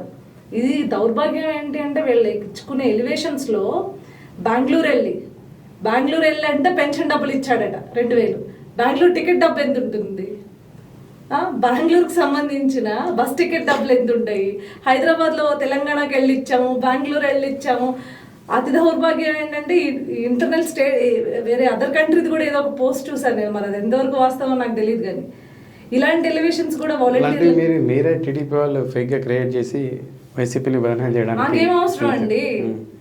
వాలంటీర్ ఏమైనా ఎలక్షన్ డ్యూటీలో పాల్గొంటున్నాడంటే మేము ఎక్స్పోజ్ చేస్తాం, మాకు అది ఇబ్బంది. కాబట్టి నువ్వు బెంగళూరు వెళ్ళి ఇచ్చుకుంటే మాకేంటి, లేకపోతే అది మేమెందుకు అనవసరమైన ఎలివేషన్స్ నీకు ఇవ్వాలి? సో అంటే ఇట్లాంటివి కూడా నమ్మే కొంత మూర్ఖులు అధికార పార్టీని బదనాం చేయడానికి మాకు అవసరం లేదు కదా అంటున్నా. ఇలాంటివి కూడా నమ్మే మరి వాలంటీర్ ఫొటోస్ రివీల్ అవుతున్నాయి కదా, వాళ్ళను వచ్చి కాదు అని చెప్పాలి కదా, ఎక్కడ చెప్పలేదు. సరే, చివరిగా నాలుగో ఒకేషన్ కానీ మీరు అంటే మొట్టమొదటగా మీ మీద కేసు ఫైల్ అయినప్పుడు, అలాగే అబ్యూజ్ ట్రోల్ అవుతా ఉన్నప్పుడు కలిసినప్పుడు మీకు ఒక అసూరెన్స్ ఇచ్చారండి. ఏం అసూరెన్స్ ఇచ్చారు? మీ తమ్ముడితో పాటు కలిసి వెళ్ళినప్పుడు సో చాలా డీప్ అనాలిసిస్ చేశారు. సో లొకేషన్ ఫస్ట్ అంటే మా ఫ్యామిలీ వాజ్ లైక్ కొంత ఇన్ఫీరియారిటీ కాంప్లెక్స్ ఆ టైంలో బాగుండింది. మనం రాజకీయ నేపథ్యంలో కుటుంబం కాదు, రైతు కుటుంబం, సాధారణ రైతు కుటుంబం. అన్నయ్యలు చూస్తే ఉద్యోగం, తమ్ముడు చూస్తే ఉద్యోగం, నువ్వు చూస్తే రీసెంట్గా బిజినెస్ ఎస్టాబ్లిష్ చేసి సక్సెస్ఫుల్గా రన్ చేస్తున్నావు. వ్యక్తిగత జీవితంలో ఒడిదుడుకులు ఉన్నాయి. ఇప్పుడు ఈ టైంలో అవసరమా నీకు? ఎందుకు ఇంత మొండిగా వెళ్తున్నావు అనే భయం మా వాళ్ళకి. And that first case. అప్పటి వరకు మాకు పోలీస్ స్టేషన్ మొహం కూడా చూడని ఫ్యామిలీ మాది. పోలీస్ స్టేషన్ అంటే ఏంటో కూడా తెలియని ఫ్యామిలీ. సో అలాంటి అనిపించలేదా అట్లా పోలీస్ స్టేషన్ చుట్టూ తిరగడం కానీ, అబ్యూజ్గా సోషల్ మీడియాలో ట్రోల్ తప్పు చేయనప్పుడు నాకెందుకు?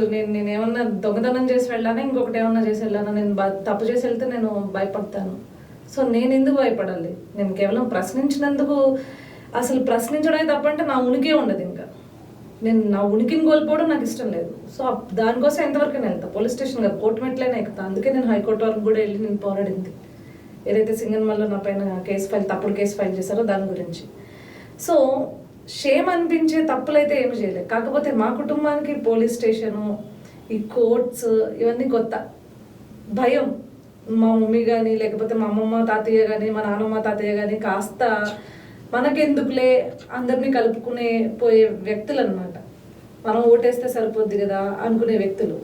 సో అట్లాంటిది మా ఫ్యామిలీ ప్రెషర్ వలన మా తమ్ముడు లోకేష్ అన్న దగ్గరికి తీసుకెళ్ళినన్నా, నేను అన్నతో మాట్లాడతాను. వాడు ఎందుకు వస్తున్నాడు కూడా నాకు సడన్గా తెలియదు. ఆల్ ఆఫ్ సడన్ ఊరికే లోకేష్ అన్నతో ఫ్యామిలీ ఇష్యూస్ ఏమైనా చెప్తాడేమో, ఇది పరిస్థితి అని చెప్తాడేమో అనుకుంటే, అన్న అక్క మాట్లాడదన్నా, కొంచెం మా ఇంట్లో చాలా ప్రెషర్గా ఉంది, మా అమ్మ వాళ్ళు భయపడిపోతున్నారు అని చెప్పేసి suddenly he given A statement. Lokesh అన్న వెంటనే నేను షాక్ అయ్యాను. మా తమ్ముడు నేను అట్లా చూస్తున్నాను, లోకేష్ అన్న చూస్తున్నాను, లోకేష్ అన్న రియాక్షన్ వస్తుందని. ఐ నెవర్ ఎక్స్పెక్టెడ్ లోకేష్ అన్న దగ్గర నుంచి ఆ మాట వస్తుందని. తమ్ముడు అక్క ముందు నువ్వు ఉన్నావు, అక్కకి నువ్వు తమ్ముడిలాగా, చెల్లి వెనక నేనున్నా, నేను అన్నలాగా. సో ఎప్పుడు చెల్లిని నేను ఎక్కడా కూడా తక్కువ స్థాయికి దిగిపోయేలాగా మా పార్టీ ఉండదు. తనకి ఏ అవకాశం వచ్చినా పార్టీ పరంగా తనని ఒక మెట్టు పైనే ఉంచుతాం. కానీ ఎందుకంటే ప్రతిపక్షంలో ఉన్నప్పుడు వచ్చి తన గొంతు వినిపించి పోరాడుతుంది అని చెప్పేసి he given a big statement. So ఆ స్టేట్మెంట్ మా తమ్ముడు కూడా ఇంకా ఏం మాట్లాడలేకపోయి అక్కడ ఒక చిన్న లోకేష్ అన్నతో ఒక ఫోటో తీసుకుని ఇంటికి వచ్చిన తర్వాత మా మమ్మీని, మా అమ్మని, పెద్దమ్మ వాళ్ళని, అన్నయ్యని అందరినీ కూర్చోబెట్టి ఒక రౌండ్ టేబుల్ కాన్ఫరెన్స్ ఇంట్లో జరిగింది అనమాట. అక్క ఇంకా మాట్లాడుతుంది. అక్కతో ఎన్ని నిందలైనా వేస్తారు, పర్సనల్గా మాట్లాడతారు, ఫ్యామిలీ గురించి మాట్లాడతారు, ఎన్ని నిందలైనా వేస్తారు. మీరు మన చుట్టాలు ఎవరైనా అడుగుతున్నప్పుడు మీరు అది మనసుకు తీసుకోకండి, ముందు మీరు ప్రిపేర్ అయిపోండి అని చెప్పేసి అత్యంత భయపడే మా తమ్ముడే చెప్పడం మా ఫ్యామిలీ కూడా ఒక రకమైన షాక్ అనమాట. సో ఈ ఎష్యూరెన్స్ అయితే లోకేష్ అన్న ఇచ్చాడు. అక్కని ఒక చెల్లిలా ఓన్ చేసుకున్నాడు లోకేష్ అన్న. కాబట్టి ఇంకా యుద్ధం ఆపడం అనేది కరెక్ట్ కాదు, యుద్ధం మధ్యలో ఆపకూడదు, చేయనివ్వండి, తనకు మనం కూడా బ్యాక్ అండ్ సపోర్ట్ ఇద్దామని ఈ రోజుకి. ఒకప్పుడు మా అమ్మ పోలీస్ స్టేషన్లో ఫస్ట్ కంప్లైంట్ రేజ్ అయినప్పుడు నేను ఇప్పటికీ గుర్తు, నాకు వెంకటరాజన్న కానీ, మద్దిపాటి వెంకటరాజన్న కానీ అక్కడ ఎంఎస్ రాజన్నకి ఎఫిలియేట్ చేసి అనిత గారికి అందరికీ ఎఫిలియేట్ చేసిన కేసు నాది. అందరూ ఫోన్స్ చేస్తుంటే మా అమ్మ ఏడుపు, ఇంకా మా పాప ఎప్పుడు ఇట్లాంటి వాటికి వెళ్ళలేదండి, కొంచెం చూసుకోండి అని ఒకటే ఏడుస్తూ ఉంది. అలాంటిది ఈరోజు అమ్మ కేసు పడిందంటే ఎప్పుడు వెళ్తావు స్టేషన్కి అనే పరిస్థితికి వచ్చింది అనమాట. ఏంటి స్టేషన్కి వెళ్ళేదా, లేకపోతే ఎప్పుడు ఏంటి ఏమైనా జైల్లో వేస్తారా అనే సిచ్యువేషన్కి మా మమ్మీ వచ్చేసి. ఎమ్మెల్యే పదవో లేకపోతే మరో పదవో నామినేటెడ్ పదవి అనేటువంటి అసూరెన్స్ ఇవ్వాలి. అది నాకు అవసరం లేదండి. First I'm very small one. ఇంకా ఎంతోమంది కార్యకర్తలు ఎన్నో త్యాగాలు చేసుకుని, ప్రాణ త్యాగాలు కూడా చేసిన పరిస్థితిలో ఉన్న కార్యకర్తలు ఉన్నారు. నేను ఈ పనికి వస్తాను అనే పని ఏది చెప్పినా బాబు గారు కానీ, లోకేష్ అన్న కానీ చేయడానికి అనూష ఉండవాలి అని ఆమె సిద్ధంగా ఉంది. ఆ రోజు అదే మాట చెప్పాను, ఈ రోజు అదే మాట. రేపు ఎమ్మెల్యే టికెట్ అని చెప్పేసి అనేది అట్లాంటివి ఏం లేవు. అయితే కూడా లేదు అట్లాంటి. రేపు వాళ్ళే భావించి ఇస్తే బాబు గారు ఏ పని ఇచ్చినా నేను శిరసావహించి చేయడానికి సిద్ధంగా ఉన్నాను. సరే, వాళ్ళు ఆదేశించాలి, ఆచరిస్తారంటే. ఏ పని ఇచ్చినా, నాకు ఆకువిడి ఇచ్చినప్పుడు చేశాను అబ్జర్వర్ కింద, అనకాపల్లి కోఆర్డినేషన్ ఇచ్చినప్పుడు చేశాను, జోన్ 1 కోఆర్డినేషన్ ఇచ్చినప్పుడు చేశాను, రీసెంట్గా శ్రీకాకుళం అబ్జర్వర్ ఇచ్చినప్పుడు చేస్తున్నాను. సో ఏ పని అప్పుడు చెప్పినా నన్ను నమ్మి ఈ అమ్మాయి చేస్తుంది ఈ పని అని చెప్పి 100% ఎఫర్ట్స్ పెట్టి చేయగలుగుతుందని ఏ పని ఇచ్చినా పార్టీ కోసం నేను చేసుకుంటూ ముందుకెళ్ళిపోవడానికి సిద్ధంగా ఉన్నాను. చివరిగా రాష్ట్ర ముఖ్యమంత్రి, ఆంధ్రప్రదేశ్ రాష్ట్ర ముఖ్యమంత్రిగా వారి మీద మీరు ఒక మాటలో చెప్పాలంటే? అసమర్థుడు. చంద్రబాబు నాయుడు గారి మీద మంచి విజన్ ఉన్న నాయకుడు. లోకేష్ గారి మీద భావితరాల భవిష్యత్తు. మోదీ గారి పైన ఐడియా లేదు. మీ జిల్లా మాజీ మంత్రివర్యులు కొడాలి నాని గారి పైన? మా జిల్లా కాదు, పక్క జిల్లా. Sorry. Lorry cleaner Chintamaneni Prabhakar గారి పైన? Aggressive leader. చిన్న వయసులోనే మీరు ఊహించినటువంటి, అంటే మీ వయసులో మీరు ఫేస్ చేసినటువంటి మీతోటి, లేదా మీ స్కూల్లో, కాలేజీలో, లేకపోతే మరో చోట మీ బిజినెస్ రంగంలో కానీ మీ వయసులో ఏ మహిళ కూడా నాకు తెలిసి ఫేస్ చేసిండు. 14 ఏళ్ళ వయసులో నాన్న చనిపోవడం అయితే ఏంటి, ఇంకా కాన్సిక్వెన్స్లో కానీ ఇప్పుడు ఫేస్ చేసింది. వీటిని దాటుకొని అన్నీ నిలబడ్డారు కదా. మీలాగా ముందుకు సాగే మహిళలకు మీరు ఇచ్చే మాట ఏంటంటే? Be strong. ఎప్పుడు కూడా సిచ్యువేషన్స్ని మిమ్మల్ని ఓవర్కమ్లా చేసేలా చేయొద్దు. మీరు సిచ్యువేషన్స్ని ఓవర్కమ్ చేసుకోండి. ఎందుకు అంటే నేను చేయలేను అనుకున్నావు అక్కడే ఆగిపోతే అక్కడే ఉండిపోయే పరిస్థితి. నీ చుట్టూ ఉన్న వాళ్ళు నిన్ను నడిపిస్తారు కానీ నిన్ను నువ్వు నడిపించుకోలేవు. ఏ రోజు ఏ మహిళ అయినా సరే, అది హౌస్ వైఫ్ అవనివ్వచ్చు, జాబ్ హోల్డర్ అవ్వచ్చు, బిజినెస్ ఉమెన్ అవ్వచ్చు, నిన్ను నువ్వు నడిపించుకున్న రోజునే నువ్వు సమాజాన్ని నడిపించగలవు. సో నువ్వు స్ట్రాంగ్గా ఉన్న రోజున ఈరోజు రోడ్డు పైన వెళ్తున్న ఆకతాయి కూడా నీ కళ్ళల్లో ఒక స్ట్రాంగ్నెస్ కనిపించిన, నీ కళ్ళల్లో ఒక పవర్ పొగరు ఆ రెండు కనిపించిన రోజున ఆకతాయి వెళ్తున్నా కూడా నిన్ను చూసి కళ్ళు దించుతాడు, నీ వైపు చూసి కమెంట్ చేయడానికి భయపడతాడు. సో ఎదురుగుండా వచ్చినప్పుడు నిన్ను ఎవరు కమెంట్ చేసేలా నువ్వు ఉండకూడదు, నీ బిహేవియర్ ఉండకూడదు. అదేవిధంగా నీ స్ట్రాంగ్నెస్ తోటి నిన్ను నువ్వు నడిపించుకునే విధంగా ముందుకెళ్తే నువ్వు సమాజాన్ని కూడా ముందుకు నడిపిస్తావు. సో ఇదండి ఉండవల్లి అనూష గారి మనోగత. 30 సంవత్సరాల వయసులో తన జీవితంలో ఎన్నో సంఘటనలు, అది విద్యా వ్యవస్థ సరిగా పూర్తి కాకముందుకే, తన ఎడ్యుకేషన్ కంప్లీట్ కాకముందుకే ఇంట్లో వాళ్ళ నాన్న చనిపోవడం అయితే ఏంటి, కుటుంబ బాధ్యతలు తనే తీసుకోవడం అయితే ఏంటి, ఇంకా కాన్సిక్వెన్స్లో ఎన్నో, స్త్రీని అంటే మెంటల్గా ఇబ్బంది పెట్టాలంటే ఒక క్యారెక్టర్ని ముందుగా మనం మాట్లాడుతూ ఉంది ఈ సమాజం. అది ఎంత పెద్ద స్థాయిలో తన మీద జరిగిందో తెలుసు మనందరికీ కూడా. అయితే వాటిని అధిగమించి ముందుకు పోతాం. నేను నమ్మిన నాయకుడి కొరకు, నేను నమ్మిన పార్టీ కోసం పనిచేస్తాను. ఎవరు ఏమనుకున్నా పర్లేదు, నా తోటి మహిళలు వాళ్ళు గృహిణి అయినా మరి ఎవరైనా వాళ్ళు స్ట్రాంగ్గా ఉంటే ఏదైనా సాధించగలుగుతారని చెప్పేసి చెప్పుకోసాను. నమస్కారం.